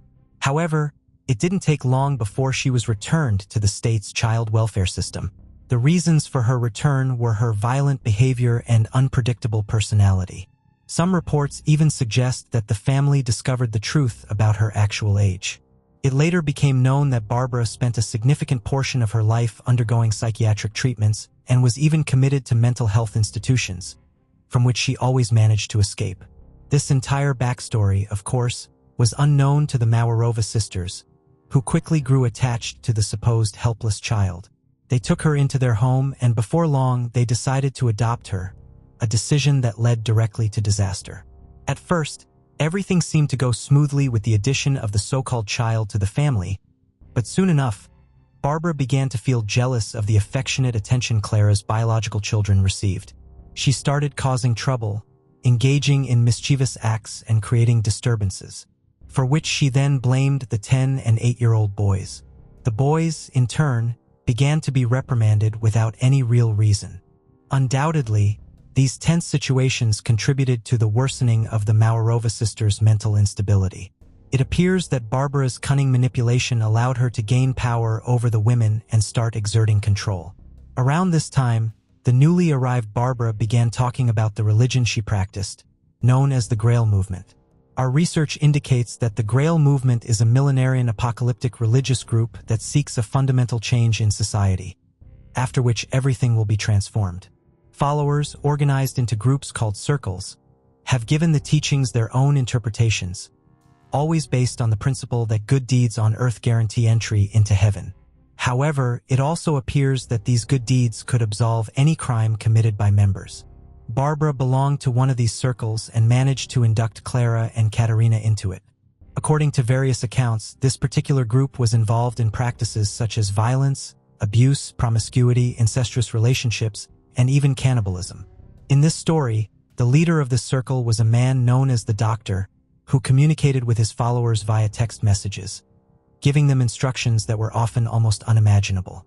One of the first alarming actions that seemingly went unnoticed was when Clara withdrew her son Andres from school, claiming he had become deaf and mute and that she would homeschool him. From that point on, any mischief, whether real or fabricated by Barbara, was severely punished. Jacob and Andres began to receive beatings completely disproportionate to the offenses, whether real or imagined. They were struck with hands, wooden spoons, or belts, and even worse, were locked in small, dark rooms at night. Taking advantage of the influence she had gained over the sisters, Barbara proposed something even more cruel. To correct the children, whom she claimed had become incorrigible, and prevent further misbehavior, they had to be permanently confined. A local blacksmith was called to build a cage, unaware of its intended purpose. Once delivered, the iron prison was placed in the basement of the house, and the nearly naked children were confined within it. Over the following months, Clara's sons endured a living nightmare. Following the instructions sent by the doctor through text messages, the boys were subjected to unimaginable torment. The abuse included being pinched, repeatedly tied up, whipped, and deprived of food for days. As they could not leave the cage, they were forced to relieve themselves inside and sleep on the filth. Once a week, under the pretense of cleaning the foul-smelling area, the three women would throw buckets of cold water over the children and the entire basement. But that wasn't the end of their suffering. At one point, the boys were taken to cabins hidden in a nearby forest and locked in small cages. During this time, other members of the Grail movement gathered and subjected the children to a week of horrific abuse. Their heads were repeatedly submerged in buckets of water, or they were suffocated with plastic bags until they nearly lost consciousness. They were beaten, forced to fight each other, and made to dig what they believed were their own graves. Cigarettes were burned into their skin. They were often kept bound hand and foot, their mouths sealed with adhesive tape, and they were even sexually abused. When they returned to their prison in the basement of the family home, the situation, incredibly, became even worse. Barbara devised a plan to start feeding the boys abundantly while they remained in the cage, intending to fatten them up. One day, the three women descended into the basement. Clara asked her younger son to extend a leg out through the bars of the cage. The terrified child obeyed, and immediately his leg was grabbed by Katerina and Barbara, while Clara made a quick cut with a sharp tool. The flesh was shared among them as they laughed hysterically. This nightmare, worthy of a horror movie, continued for a period of about 6 months, from December 2006 to mid-2007. During those months, Barbara had another brilliant idea. They purchased baby monitoring cameras and installed one in the basement, allowing the women to not only supervise the children's every move, but also watch their suffering whenever one of them went down to torment them, while the others attended to household chores. Little did they know this brilliant idea would lead to their downfall almost miraculously. On May 10, 2007, a neighbor of the Maurer of a Sisters was installing a baby monitor in his home to keep an eye on his newborn while he slept. After setting up the camera, he turned on the monitor to check that everything was working correctly. To his horror, instead of his baby's crib, the screen showed a dark place where a small child, his arms tied behind his back, was struggling to pick up food from the floor with his mouth. At one point, the screen also showed an adult woman's hand holding something while the boy desperately tried to eat it. The image made it clear that the child was in terrible condition with only a thin layer of skin covering his bones. The neighbor was horrified by what he saw and immediately contacted the police to report the shocking scene. Moments later, officers arrived at his home and viewed the horrific images for themselves. Given the range of the equipment, it was clear that the source of this horror had to be very close by. Determined to end the nightmare immediately, the officers began knocking on the doors of all the neighboring homes. The first few residents had no issue letting them inspect every room until they reached the house where the Maurova sisters lived.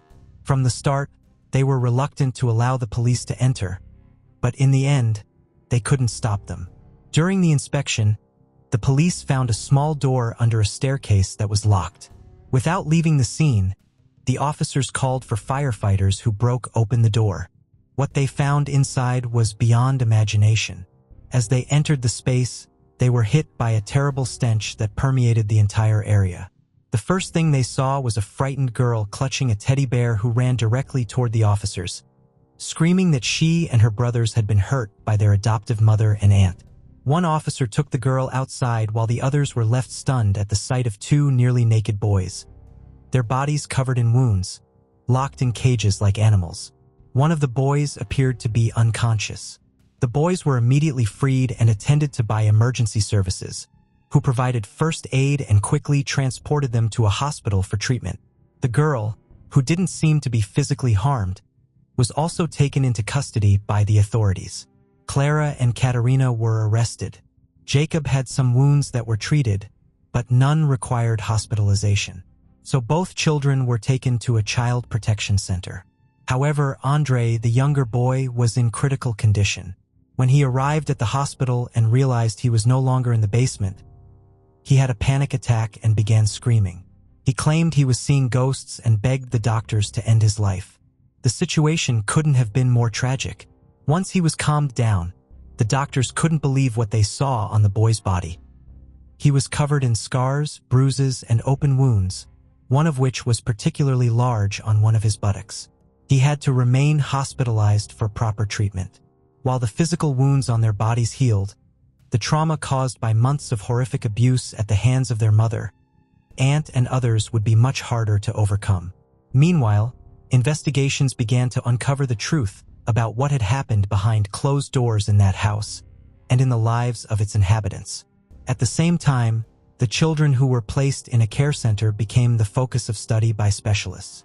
There are sources that describe the behavior of Barbara, still believed by everyone at this point to be Anika, as extremely difficult and even hostile. The supposed young girl refused to cooperate with counselors and specialists, displaying aggression and defiance. Yet she also began to make mistakes that hinted at the truth. For instance, during an initial assessment of her mental state, she was given paper and crayons to draw whatever she wished. Instead of childlike drawings, she produced complex geometric shapes and advanced mathematical calculations far beyond what would be expected of a 13-year-old. Unfortunately, the studies on Anika were never completed. Just days after being placed in the center, she escaped through a window without leaving a trace. Security forces immediately began searching for the girl, distributing flyers with her photo and details as part of the effort.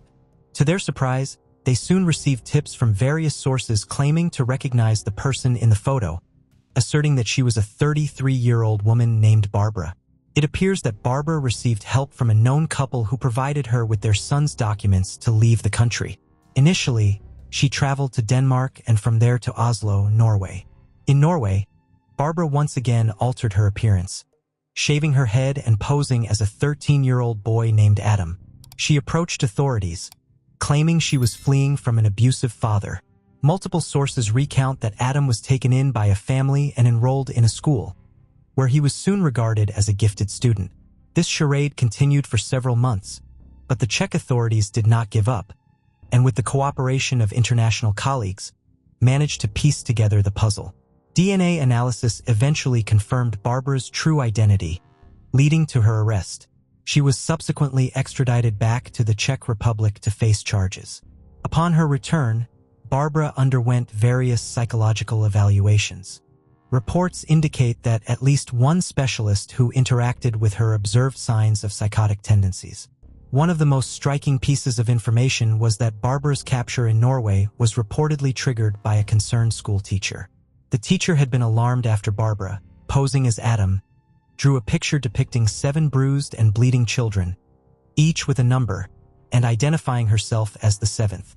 On Friday, May 9, 2008, dozens of journalists and camera crews surrounded the municipal court in the Czech city of Brno, capturing images of Barbara being escorted in, along with Katrina. The 2 women were charged with deceiving the staff of a childcare facility by presenting Barbara as a 13-year-old adopted girl named Annika. Although the court reportedly dismissed some of the charges, this did not mean they were free. They were immediately detained and charged with serious offenses related to child abuse, charges that also implicated 4 other individuals connected to the sect they were part of. As the trial began, Clara, visibly diminished and distressed, was seen entering the courtroom alongside her sister. Barbara also entered the courtroom, accompanied by 3 other persons. When it was Clara's turn to testify, she admitted to the violence she had inflicted on her children over several months. However, she claimed that she had been manipulated by her sister, Katerina, and Barbara. Clara stated that they had driven her into a state of delusion, immersing her in the cult of the Grail movement to the point where she could no longer comprehend the gravity of her actions. There are also reports that Barbara claimed to have been a victim of violence at the hands of the Maurava sisters. However, these claims were largely dismissed by the court, and few believed her. The judge had the opportunity to hear from Jacob and Andre themselves, who recounted the series of horrific ordeals they endured. They described how the accused had made them live for months in near starvation, in inhumane conditions, violated their privacy, and even cannibalized parts of their bodies. During the hearings, the officers who had entered the House of Horrors also testified. One officer recounted how, upon entering the basement, they immediately saw a child lying naked on the floor. He noted that the Maurova sisters showed no concern for the child's health, and the girl identified as Anika tried to impede the officers' movements, clinging to their legs. At the end of the hearings, the case prosecutor stated that the motive behind these horrific acts was to force the children into complete submission to the religious goals of the accused. When delivering his sentence, the judge noted that the ultimate goal of the horrifying acts described during the trial was to create a person with a completely broken will. The judge emphasized that the events were aimed at the deliberate destruction of a child's soul, adding that while there were indications of a cult's involvement, there was no concrete evidence to support this claim. Ultimately, the judge announced his decision, declaring all 6 accused guilty and issuing their respective sentences. Klara Maurova, the mother of the boys, was sentenced to 9 years in a maximum security prison. Her sister, Katrina, was sentenced to 10 years in a maximum security prison. The other 3 individuals were found guilty of abuse and sentenced to 7 years in prison. Finally, Barbara, then 34 years old, was found guilty of repeated abuse and extreme cruelty, receiving a mere 5-year prison sentence. The existence of the so-called doctor, who was purportedly directing the group's actions, could never be confirmed. Some people were struck by what seemed to be shockingly lenient sentences for the monstrous actions carried out by those responsible for committing the worst forms of violence against two completely innocent children. Moreover, we found reports indicating that Barbara was released on parole after serving only half of her sentence. In other words, she returned to the streets after spending just over 2.5 years in prison. Her lawyer argued that her mental health had significantly deteriorated, which contributed to her early release. Jacob and Andre, with the help of specialized care, have managed to overcome the deep trauma caused by the horrific acts they endured and have continued with their lives. However, it is certain that those events will never be erased from their minds. The case of Catherine Nevin. 55-year-old Tom Nevin was fatally shot in his pub, Jack White's, near Arklow in the early hours of March 19th last year. He was killed by a single shotgun blast to the side, as he was counting the takings after the St. Patrick's holiday weekend. His car, which was driven away after the robbery, was later discovered abandoned at Dartmouth Square in Dublin. Today, members of the investigation team took Mr. Nevin's widow, Catherine, into custody when she was visiting Dublin. She was arrested in the Bilibbo area of the city at lunchtime and brought to the Bridewell Garda station, where she was charged with the murder of her husband and with soliciting others to murder him in 1989 and 1990. Shortly afterwards, she was taken before Judge Michael Canalan in the nearby Dublin District Court. Catherine Nevin, Nellie Scully, was born on October 1, 1950, in the small village of Nerney, County Kildare. Growing up in a modest two-bedroom house with her brother and sister, she attended Presentation College, Kildare, an all-girls school run by nuns. Catherine excelled as a student, known for her diligence and deft hands. After leaving school, she invested in sewing machines and traveled the country, providing dressmaking lessons. She then ventured into the world of makeup, completing a beauty course and delivering lectures on makeup and presentation, where she demonstrated her exceptional teaching skills. Catherine's first significant employment was as a receptionist at the oldest hotel in Dublin, the Castle Hotel. Her colleagues described her as highly efficient, glamorous, and ambitious, with aspirations to establish her own model agency. At the young age of 21 in 1971, she met Tom Nevin, a regular visitor to the hotel, who was 10 years her senior. Their romance blossomed, and they married in Rome in 1976. Tom was a relatively wealthy, shy, and down-to-earth man, originally from the County Galway village called Tina. He was the eldest of 9 children and had a great love for sports, especially hurling. His easygoing charm, combined with Catherine's ambition, was a potent combination. When he married Catherine, he was managing his uncle's pub in Dolphin's Barn, Dublin. Over the years, Tom and Catherine went on to acquire and manage many properties around the city of Dublin, with Catherine being very hands-on in decorating the properties and collecting the rents. In March 1986, Tom and Catherine decided to purchase Jack White's pub in Britis Bay, County Wicklow, which is the setting for our story. They worked tirelessly, keeping the pub open from 8:30 a.m. until late at night. Britons Bay is a 4-kilometer stretch of beach on the Irish seacoast, and the beach and associated dunes are highly popular with Dubliners, being one of the most frequented beaches by residents of the capital during the summer. Acquiring Jack White's pub and restaurant was a very lucrative move for the Nevins. However, this is where Catherine's true nature emerged, and her marriage began to deteriorate. Catherine was a bossy, bullying individual who was abusive towards both Tom and her young staff.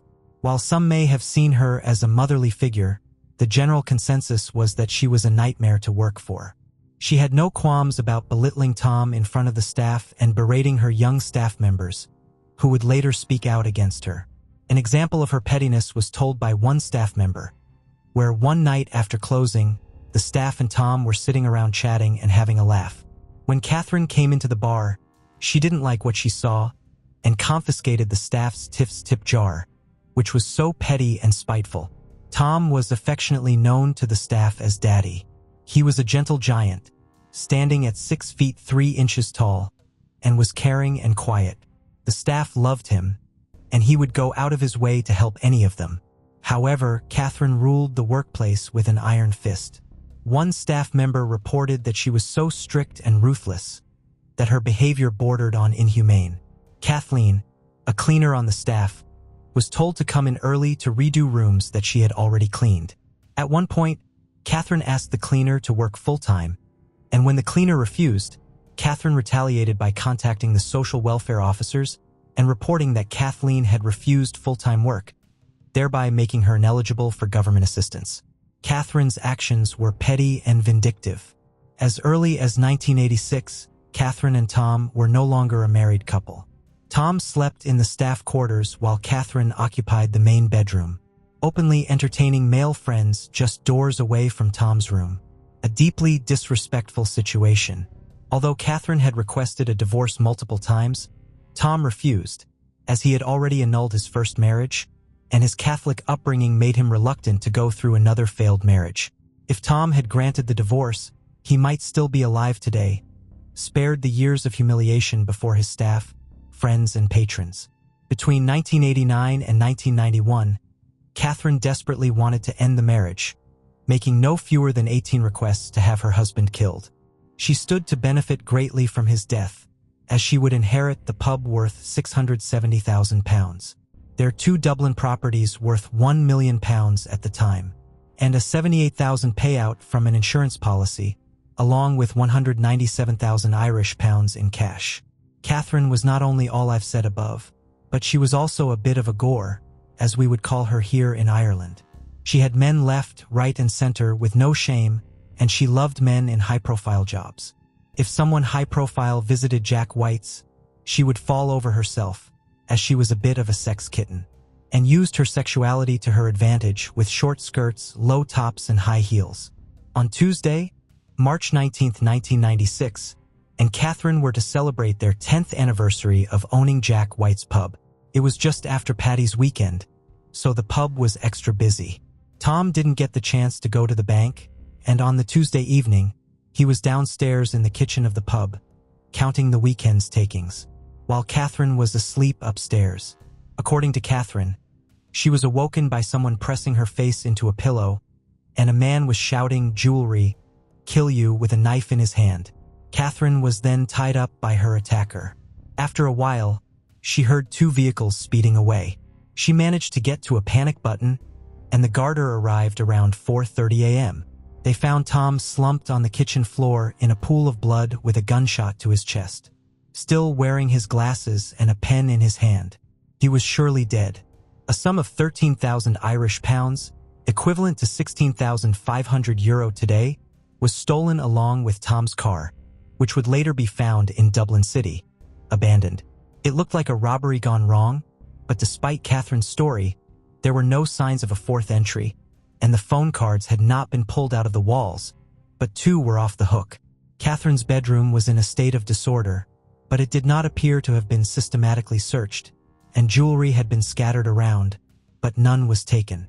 From the time of the shooting, it would take Catherine a total of 2 hours before she pressed the alarm button to alert authorities of the break-in. She would greet the garter scantily clad and tell them she had been tied up with her own black tights, and her underwear had been thrust into her mouth as a gag. A guard of fingerprints expert found drawers discouraged on the floor, which appeared to have been lifted from the sides and placed on the ground. None of the doors and windows in the pub showed signs of forced entry. She had not gone to her husband's separate bedroom for help once she had freed herself. A witness would recall how on the day of the murder, Catherine had told staff they were not welcome to stay there that night in the pub, as they had often done after a night out, especially after a bank holiday weekend. While many of the circumstances seemed suspicious, and the Gardaí were confident they had their killer, there was still a lack of firm evidence, no forensics, no white witnesses, and no admission of guilt. Circumstantial evidence would not be enough to convict her. However, while they built their case, Cat Ram would play the grieving widow to a T, all dressed in black, carrying a single red rose and lapping up the sympathy pool from family, friends, and people who knew them through their businesses. Catherine even installed a huge headstone at Tom's gravesite and writings of poetry inscribed, showing her love for Tom. She even took out an advertisement in a local newspaper that spoke of her devotion to Tom. It would take until April 1997 for Catherine to be arrested, shortly after she had sold the pub for £500,000. When she was later charged with murder and solicitation to murder, she had already become one of the most widely discussed and recognizable individuals in the country.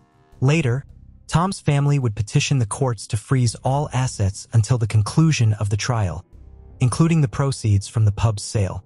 In 2000, the first trial collapsed when it became known the jury's deliberations had been overheard.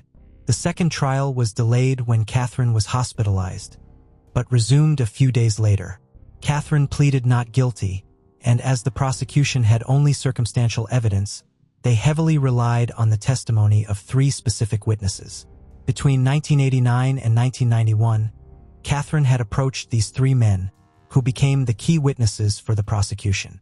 The first man was William McLean, a self-admitted smuggler from County Monaghan, who was among the initial barmen employed at Jack White's pub when the Nevins acquired it. He was also Catherine's first known extramarital companion, and he claimed to have been compensated solely through her kindness. Years later, he received a phone call from Catherine, informing him that she was hospitalized following a heart attack. However, it was in fact a cosmetic surgery procedure. She offered him £20,000 and the prospect of rekindling their relationship if he agreed to kill Tom. His response was a firm refusal. The second man was John Jones, a former member of the political party Sinn Féin, who ran an advice clinic at the back of his shop in Dublin. She had offered to host meetings in the pub to gain favor with the IRA. She visited his shop one day and directly requested that he have the IRA kill Tom.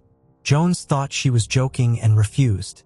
A few weeks later, she would return with the same plan, but Jones would decline again. She even showed up at his business premises, bruised and bandaged, claiming that Tom had assaulted her.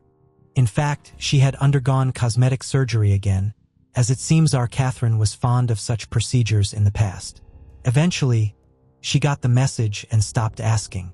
The third of these witnesses was Jerry Heaps, a former member of the Provisional Irish Republican Army, and he worked for John Jones in his shop. It was Jones who had originally introduced Jerry to Catherine. She approached him at least 10 times, asking him to help her kill Tom. Then she suggested to him that Tom could be killed during one of his weekly visits to the flats he owned, as it would be an opportune moment, since he would have the pub takings with him. Every time Jerry refused, she would come up with another idea. One of these involved ambushing him after having a meal out with Catherine. He told her he couldn't do that because the bulk of the shot would pass through him and hit her. Catherine's response to this was that it would look great if Tom was to die in her arms. Jerry said no once again. Catherine also would have an affair with Guard Inspector Tom Kennedy, an affair he would deny in court. This affair began in 1991. Several staff members would say in court that Kennedy was a frequent visitor to the pub, and one staff member said she had seen him and Catherine in bed together on several occasions. Kennedy would say that Tom was his friend and he was the only reason he went to the pub. But Tom would say different to one of his staff the morning after retirement party that was held at the pub for Kennedy, where Catherine would gift him paid flights to New York to visit his children. A very generous gift on Catherine's part. Kennedy will go on to say to the Guardie that Catherine was the type of woman who would give you a pain in the head when she started getting on about things. He said he was aware of the rumors of him and Catherine having an affair, but that he was over 60 and that sex would not be a concern of his. Next, we have Judge Danica Buckler, who was introduced to Catherine by Tom Kennedy. Edward said he too had an affair with her, which he also denied, just like Kennedy. It was also stated that he had his own key to the pub and would let himself in and out at all hours of the night. Allegedly, Tom was very upset by this affair, according to staff members, and he would frequently argue with Catherine over it. Catherine would later go on to deny these affairs in court. On the day before Tom's murder, Monday the 18th of March, the bar and lounge saw steady customer traffic. The only unusual occurrence that day was a visit by a strange man wearing a long overcoat and carrying a bag. This man then went to make a phone call, and one of the staff said he was muttering into the phone. He spoke to Tom, and the staff presumed Tom knew him, given the nature of their conversation. This man was not seen leaving the pub that day, and it is possible that he did not leave, but instead hid in the pub and later, in fact, shot Tom. Also, after Tom died and Catherine was under investigation for his murder, there was no objection to oppose her taking on the license of the public house exclusively.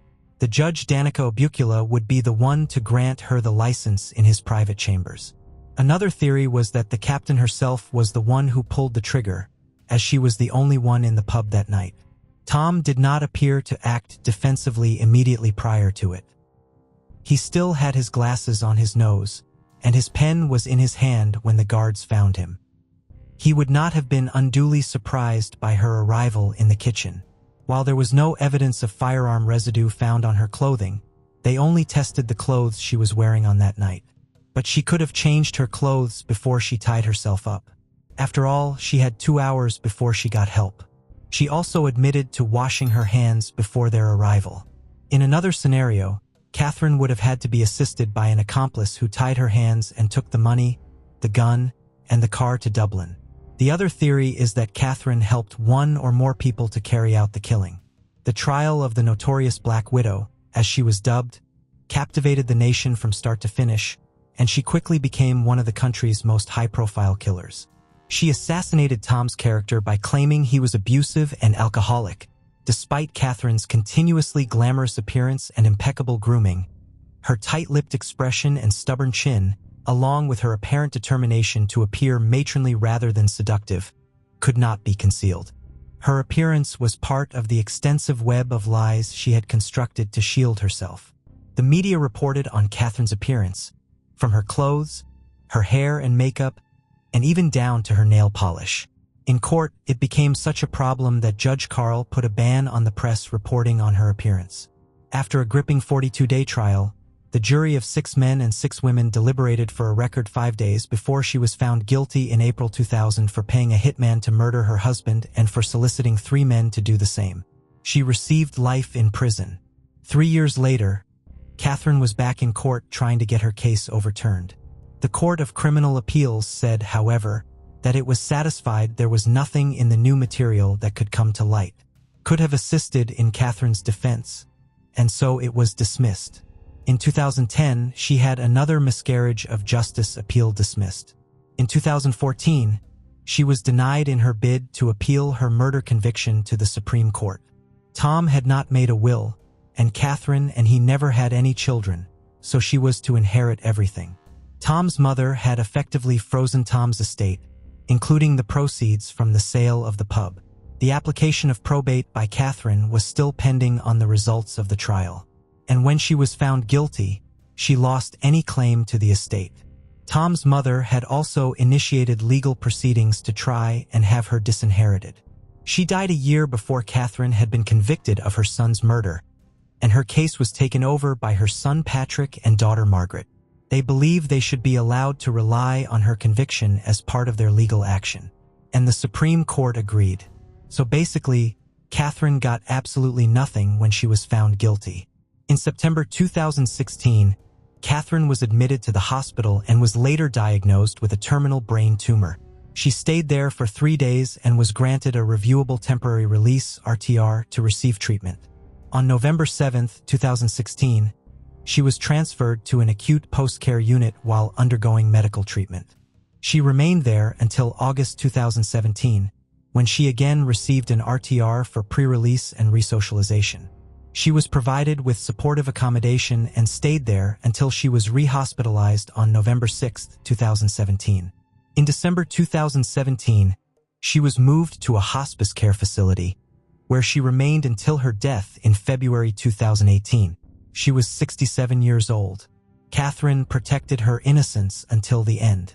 Despite being convicted of murder by a jury, she insisted that this was not conclusive proof of her guilt. Additionally, she never revealed who had assisted her in killing Tom. Thanks for diving into another mystery with us.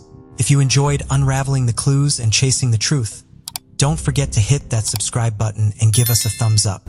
Your support helps us bring you more thrilling cases and deep dives into the unknown.